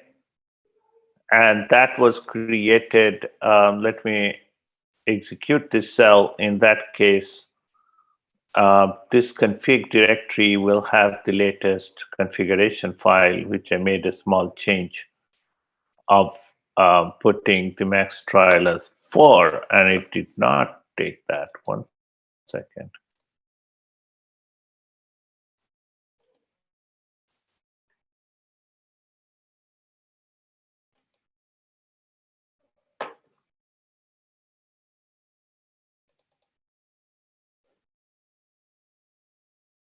That's weird.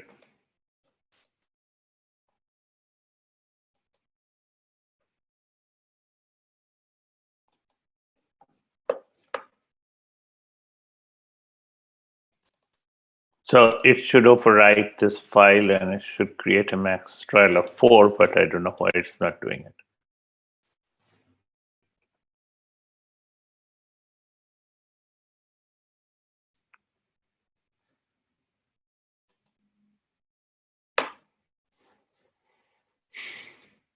Okay. So that's the hyperparameter tuning file. This is the endpoint we are using. We are using N1 standard 4. So metric is accuracy. This is the goal, is to maximize it. We are going to hypertune depth, dropout rate, learning rate, batch size, and epochs. And these are the min and max values. We are using N1 standard 4. Python module, which is trainer.train_HPT. And this is the job dir. This is the xtrain.csp. this is the white range.csv, x-test.csv, white test.csv. Those are the 4 things. And then this is the job name, max trial count, parallel count is 2. We can override the config file here, and we can just run this cell.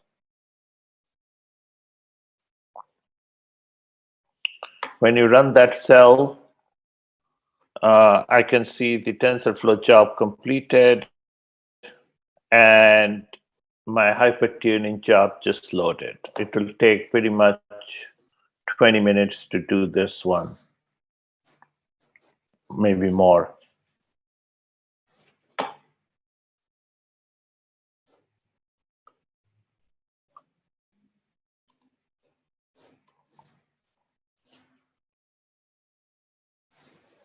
So if you go check this, it will tell you that it is running the job. Hyperparameter tuning job straight away goes into the running mode.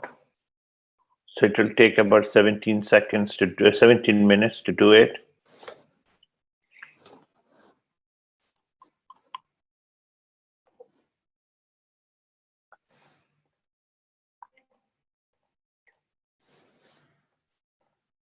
Let's wait for it to finish. And then we'll get the hyperparameter tune parameters. So what will be new in this is that this is the TensorFlow. So the online prediction items are included in here, and I'm going to include the same thing in XGBoost, except I'm also working on the XGBoost and trying to get that working 100% for me before I can change the code. So this job succeeded.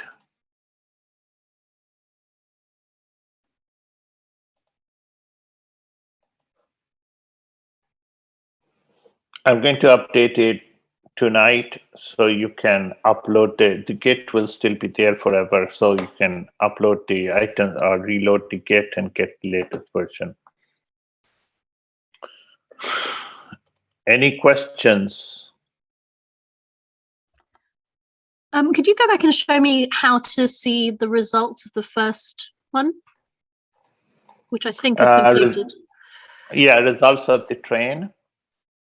So basically what I have is to show this, that it succeeded. It doesn't really demonstrate the results, but if you create another cell and type in response, then you'll see more details. Okay.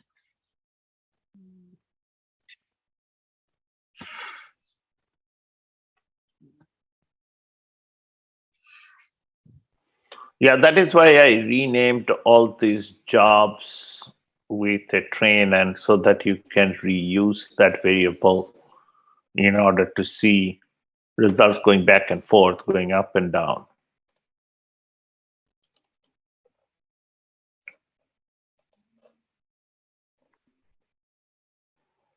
So right now it's doing the hyperparameter tuning, and it is still running, and it will take a little bit to finish.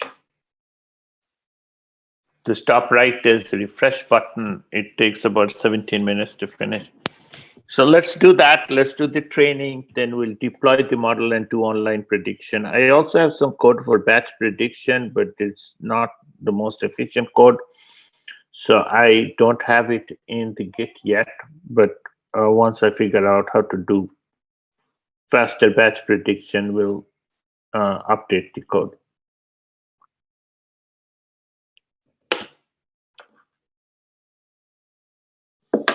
Okay.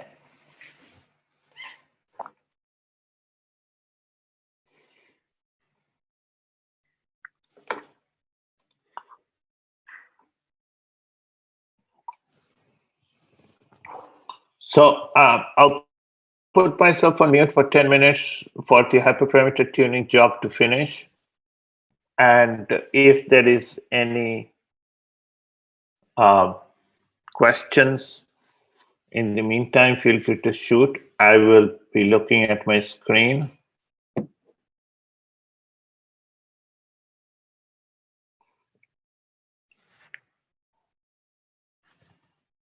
Okay.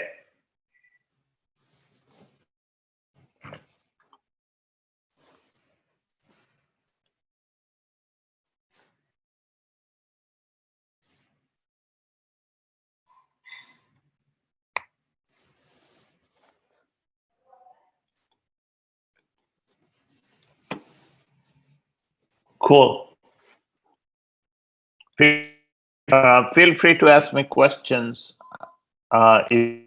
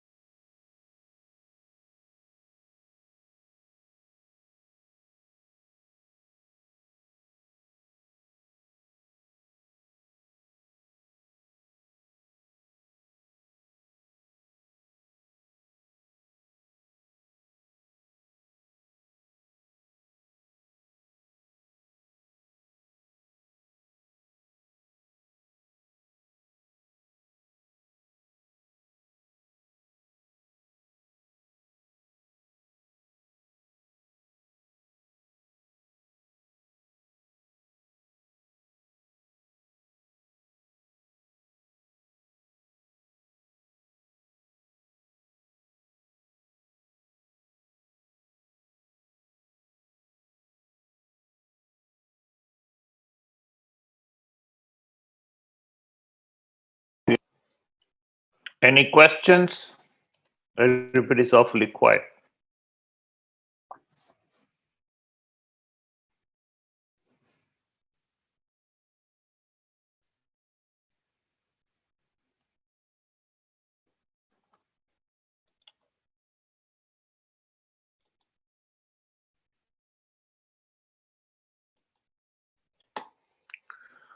So let it continue.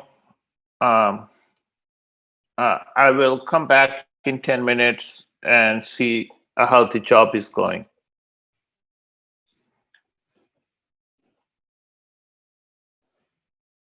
Anybody completed the hyperparameter tuning job?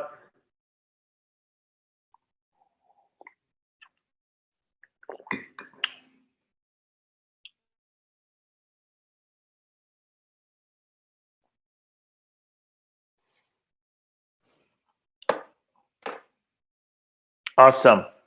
Let's take a 10-minute break and we will regroup once the hyperparameter tuning job is done.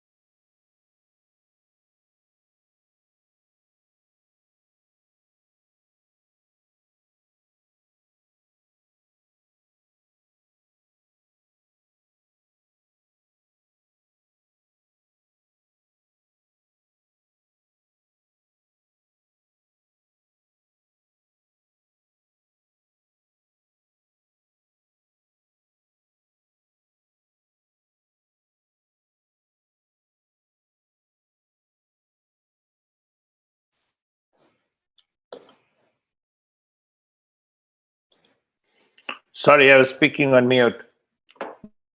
I was saying that there are, after you finish the hyperparameter tuning, you go do the training with the hyperparameter tuning parameters, which we extracted here.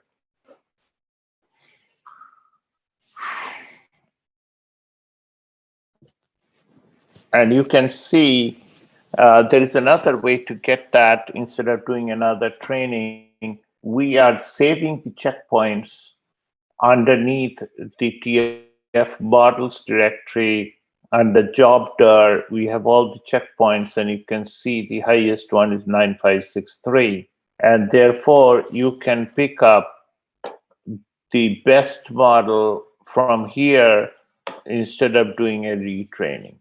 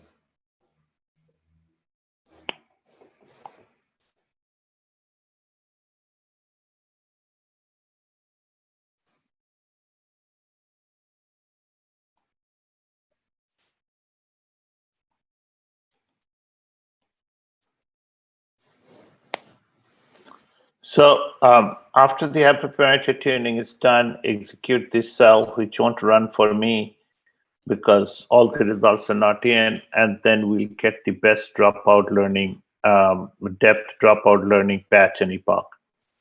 Once we get that, then we'll do another training job with those parameters, and it's important to set them up as strings because we are going to pass them as strings over here.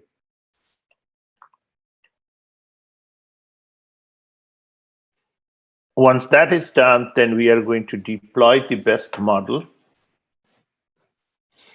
and we'll create an endpoint, and over here we have the online prediction code.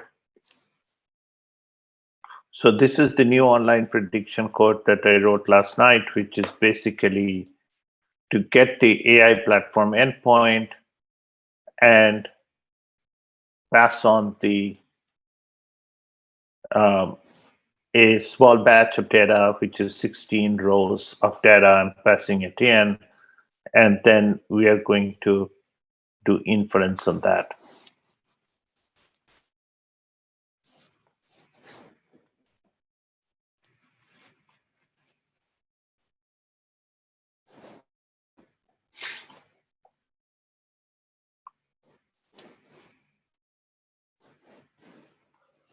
Okay, so my hyperparameter tuning job finished. Is there anybody else whose job is still running?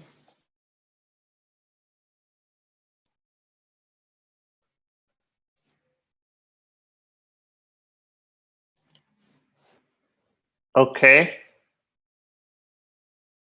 So it looks like the job finished for me. If is everybody on board, then I'm going to continue. So when I go into the next line for hyperparameter tuning, it will tell me,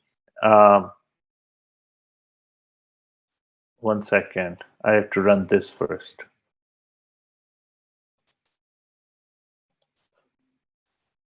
Okay, job succeeded. I have to get that response. And then I have to get the hyperparameter tuning.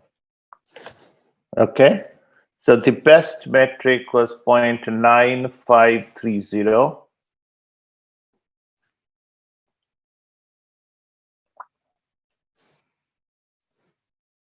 And for that, the batch size is 8, depth is 5, dropout rate is 0.0095, epoch is 4, learning rate is 0.0032.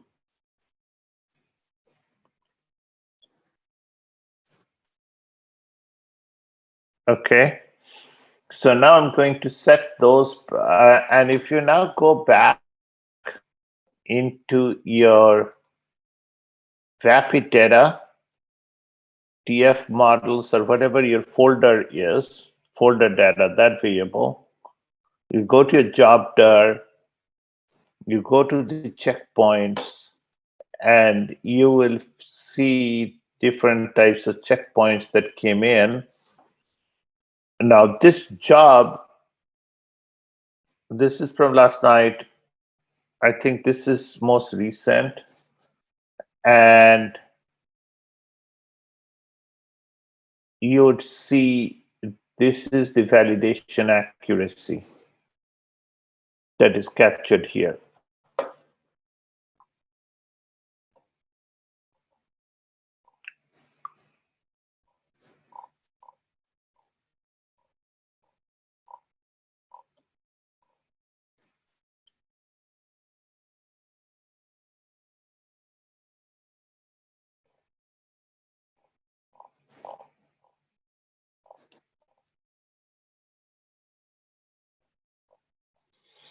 So the checkpoints were created in the setup file.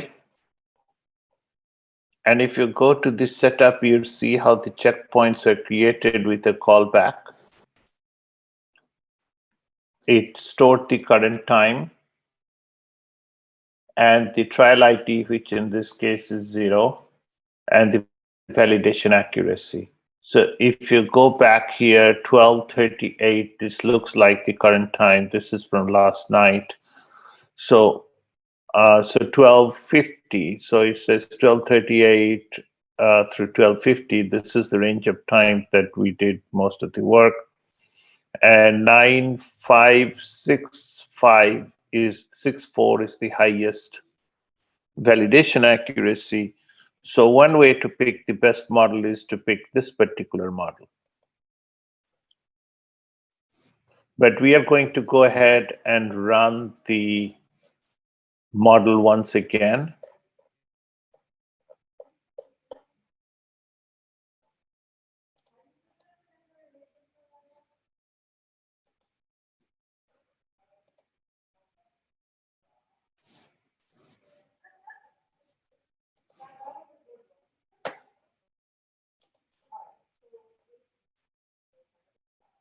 Which is this one. And this status is pending.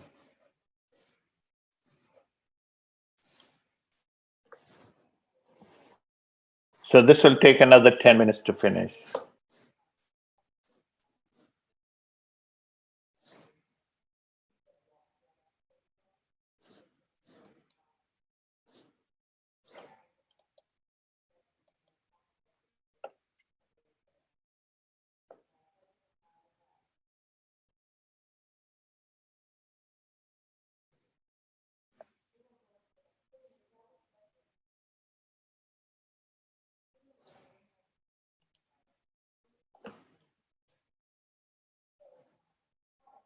I'm checking to see why my previous XGBoost job failed.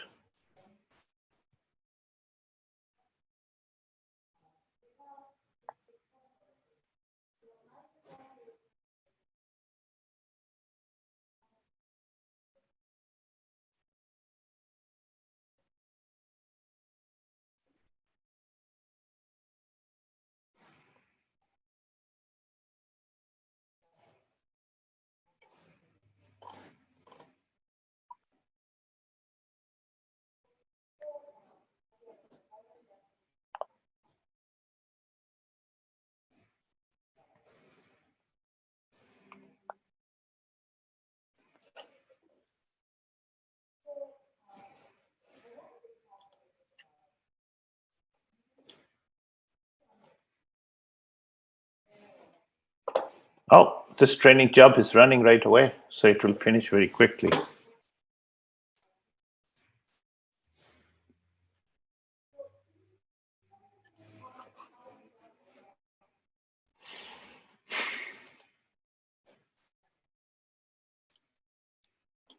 Elvin, do you know why some jobs take a long time to be pending and some that fast and Right, it's basically based on the resource available to you. Like sometimes you have idle VM and you can just use that, but sometimes you have to spin up new resources and a lot of overhead latencies here. That's basically just a random.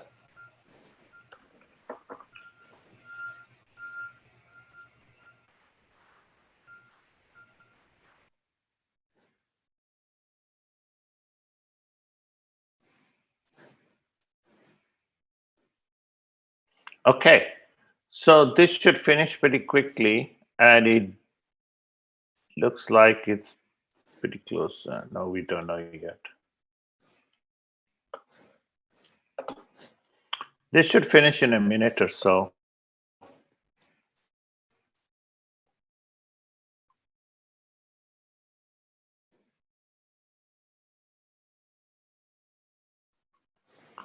Okay. So once that finishes, we are going to deploy that model.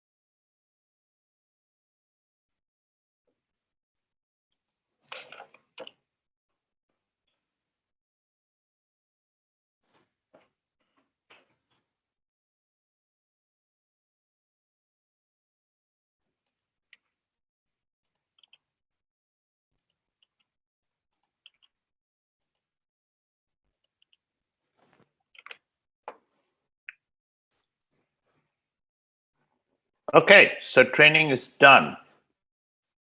So once the training is done, then I'm going to deploy the model.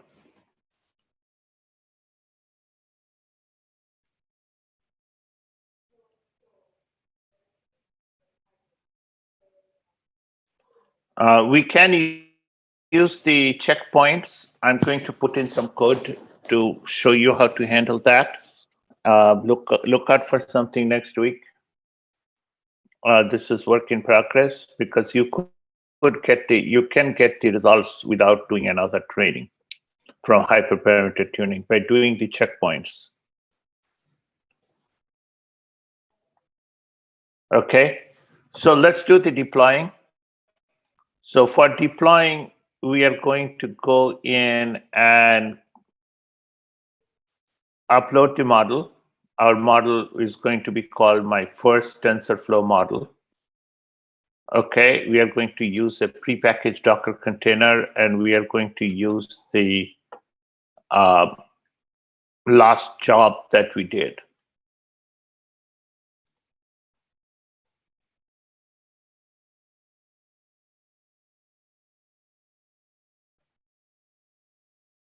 So once you do that in the model list, you'd see my first model. Here are the three of them. I have run that code 3 times. So that will be the latest one. Now I'm going to create an endpoint. So basically, I'm going to say, I'm going to give it so I'm going to call that endpoint name as my first TensorFlow model endpoint. And this is the project and region. This is going to be the display name, and I'm going to create the endpoint. So once you do that, you will have under endpoints, that model will appear.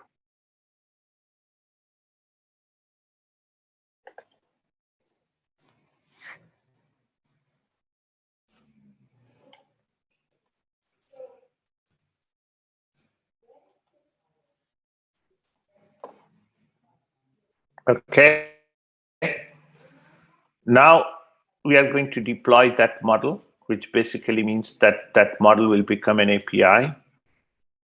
And I'm going to say, I'm going to take it from that endpoint. I'm going to take that model with that model ID, and I'm going to deploy it with N1 standard N4 machine type. This step takes a few minutes.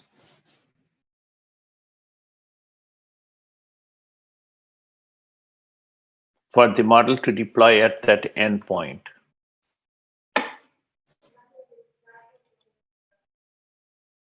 So here's the model getting deployed to this endpoint. It's 413463 blah blah blah. Okay, that's the 413463. That's the endpoint to which this model is being deployed. We created a new endpoint and we're deploying a model. Okay, can have the same name, it will have different IDs.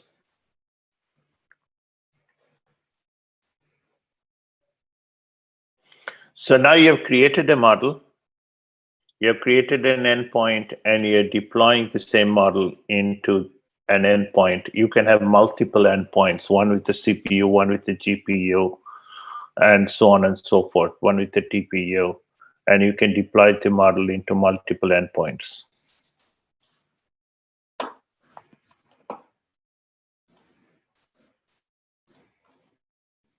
Let it finish this step, and then I'm going to show how to do online prediction, and that will basically be the end of this presentation.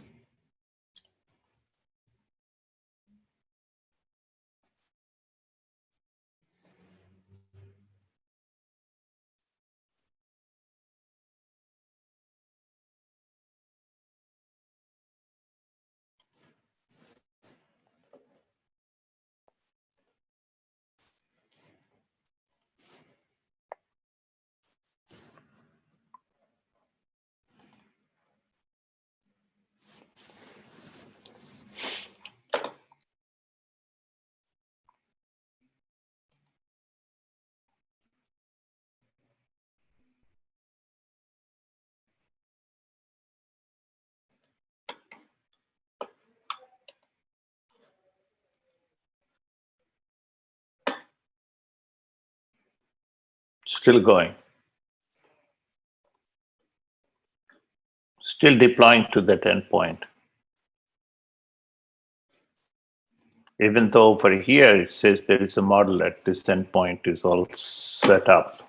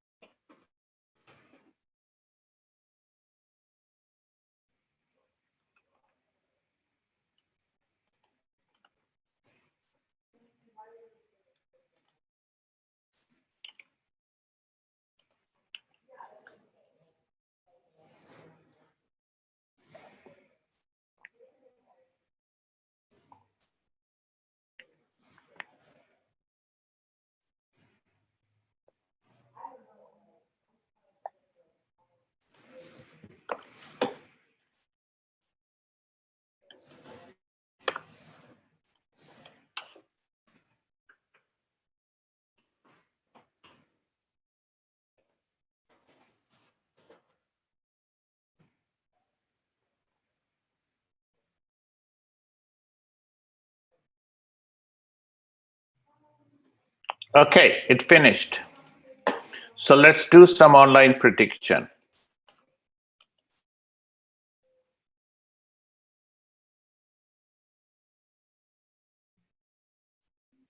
Are you guys all caught up with me?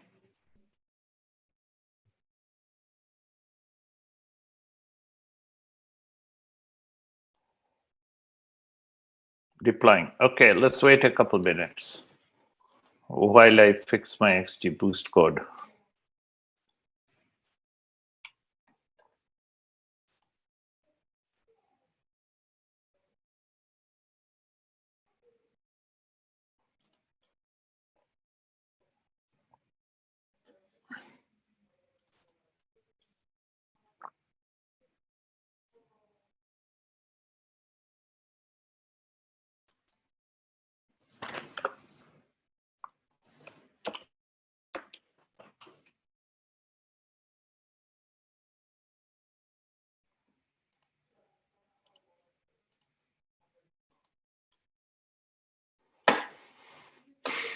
Awesome. Hopefully you guys are caught up with me. Okay, let's do online prediction. So in order to do the online prediction, we run these lines of code. So we get the test data. Okay, so this is the test data. So which is the test feature path, which is basically the under the data split, the Y test. Okay, market structured Y test. And then I have the X test and Y test. But I don't think we need the Y test.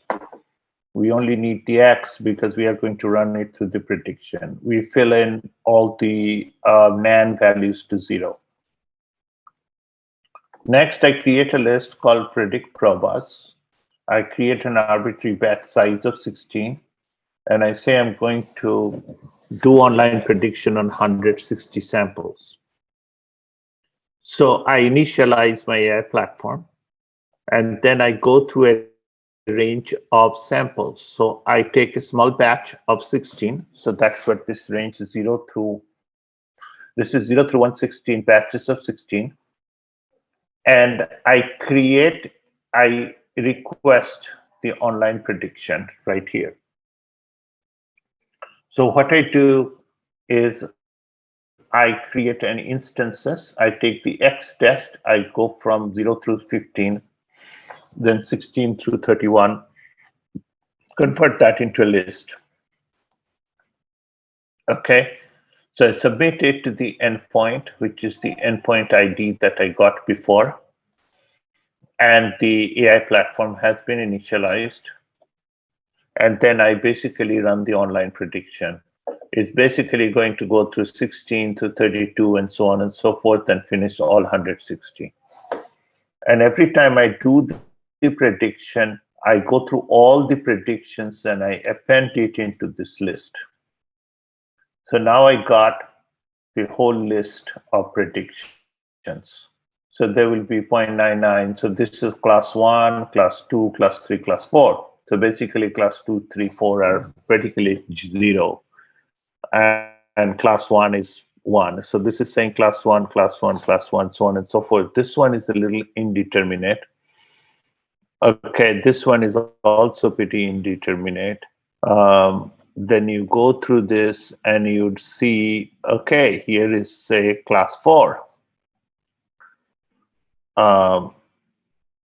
Here is another one, which is a very indeterminate result. This one is a lower score, lower score. So you basically get the prediction results. So this is class 4 again. So you get all the prediction results.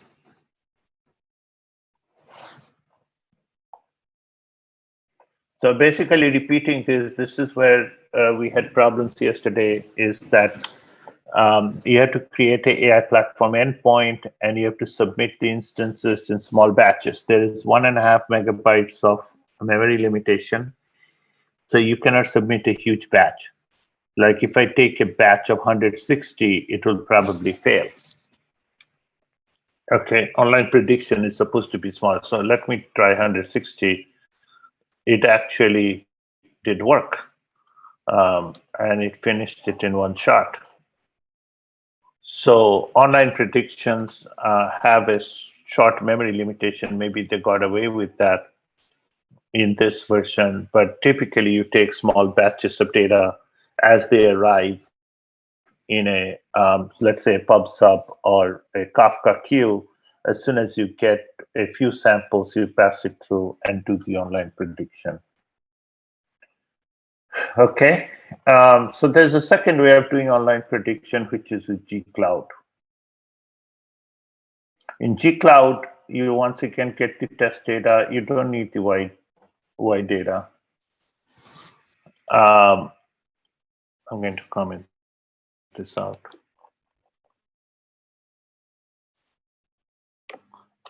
You can create a confusion matrix and with wide data and see how well it did, but that's all trivial stuff. Okay, so X test, again, fill it in with zeros. Then you create an output JSON file named test data.json, and use a batch size of certain amount of batch size. Okay, and then you create a body or a JSON body which says instances : that whole data, and then you basically write it into a file called test data.json, which will show up here. Okay, so once that is there, then you basically submit that file with all that data with a G-Cloud command, which gives you AI endpoints and predict with that endpoint ID in this region. Okay, and the whole prediction comes out.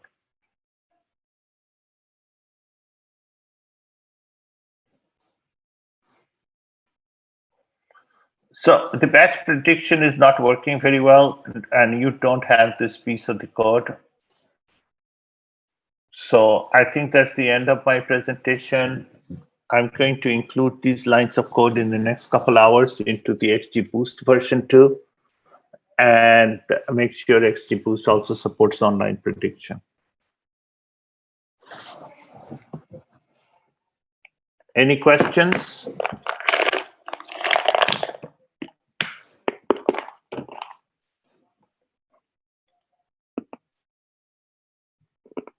Is there any benefit to use a G-Cloud to do the prediction? I personally don't like G-Cloud. I like the Python because it gives you full control on getting the data and passing it through the. Yeah, I might as well delete the G-Cloud code because I like the Python version because you have full control over it. You can collect the data instead of getting it from an array. You can collect it from an online source. You can submit it one by one. You can. Benefit of G-Cloud is it's just another way of doing it. There are 4 different ways you can do Node.js, G-Cloud, Java, Python. I thought G-Cloud is another API endpoint, right? Yes, no, it's not an API endpoint. It's another method. So if you go to online predictions, the documentation here, you'd see that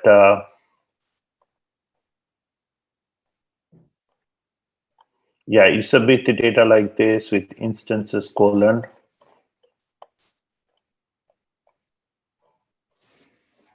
and then we get the predictions. So here is the Python. This is what I showed you.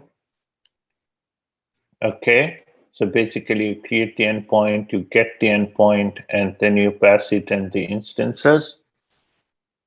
the other way out, gcloud is basically, this is the function call. But you still pass the endpoint ID. Yeah, you still have the same model and the endpoint ID. It's exactly the same. It's just another way of doing it. So here you pass the endpoint and the instances. In gcloud, you pass the endpoint and a JSON file. I think you just call different API. One is gcloud API, the other is API platform API. That's what I meant when I said different way. Yeah. Now you can do it with the curl also, but I didn't bother doing it. These are 5 different ways of doing it: Python, Node.js, Java, REST command, and gcloud. I can send you this link.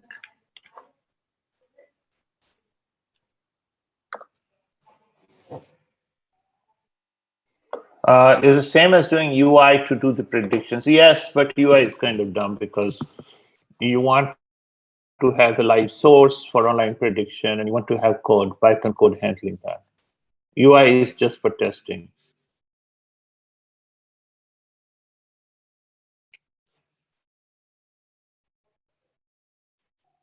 Any more questions? Hope you liked our 2-day class. So I'll tell you, we had the cloud AI platform completely buttoned up and nailed down, but then Google moved to the Vertex AI. So Elfin and I had a lot of work, and in between we tried to find time to move all our code into Vertex AI. So we found some few bugs in the process, but at least we made a sincere effort to give you the latest and the greatest rather than something that was older.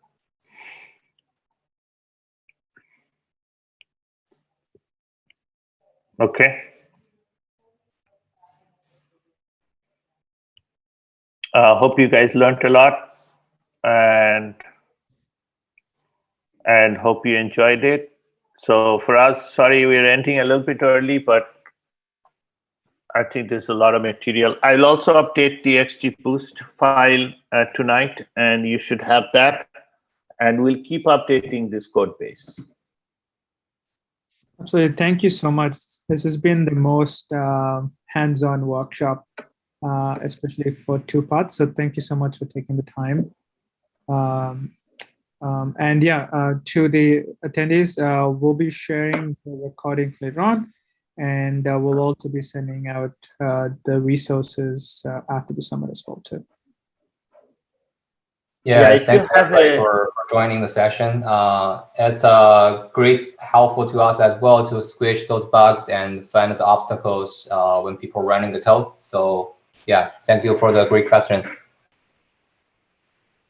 Thank you, Alvin. Yeah, I have a quick question.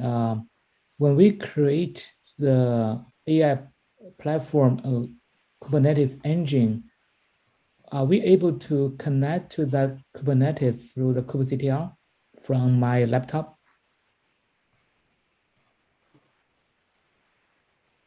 Elvin, can you answer that? Sorry, I cannot hear very clearly. Let me put on my headphone. He's saying if you create a Kubernetes endpoint, can you connect it? No.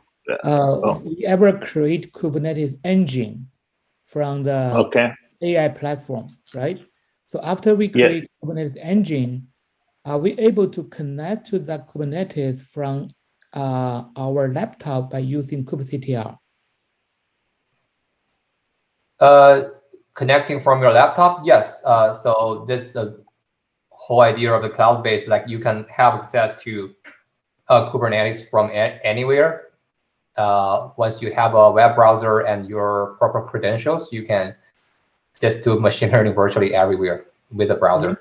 But we need that kubeconfig in order to connect to the Kubernetes engine. Yeah, so that is like most of the time it's the open source kubeflow problem, right? So you have to have the kube control or kube configure to get access to the actual clusters, set up the kubeflow pipelines. But if you're using Vertex AI or AI platform, you just need your credential with GCP, and everything else is handled for you. Does it answer the question? Yeah, I know, but I just want to connect to the Kubernetes engine. Kubernetes engine. So yeah, so there's also like Kubeflow open source documentation you can refer to that you need to do some like manual setup. Like for example, use kube control to read the YAML file, like what's that? Customize and set up the Kubeflow pipeline on your own clusters.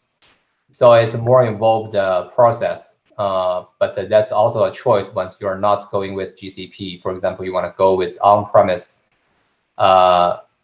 Kubernetes clusters or other clouds like Amazon or Microsoft, then you can do that. Okay, thank you. Yeah.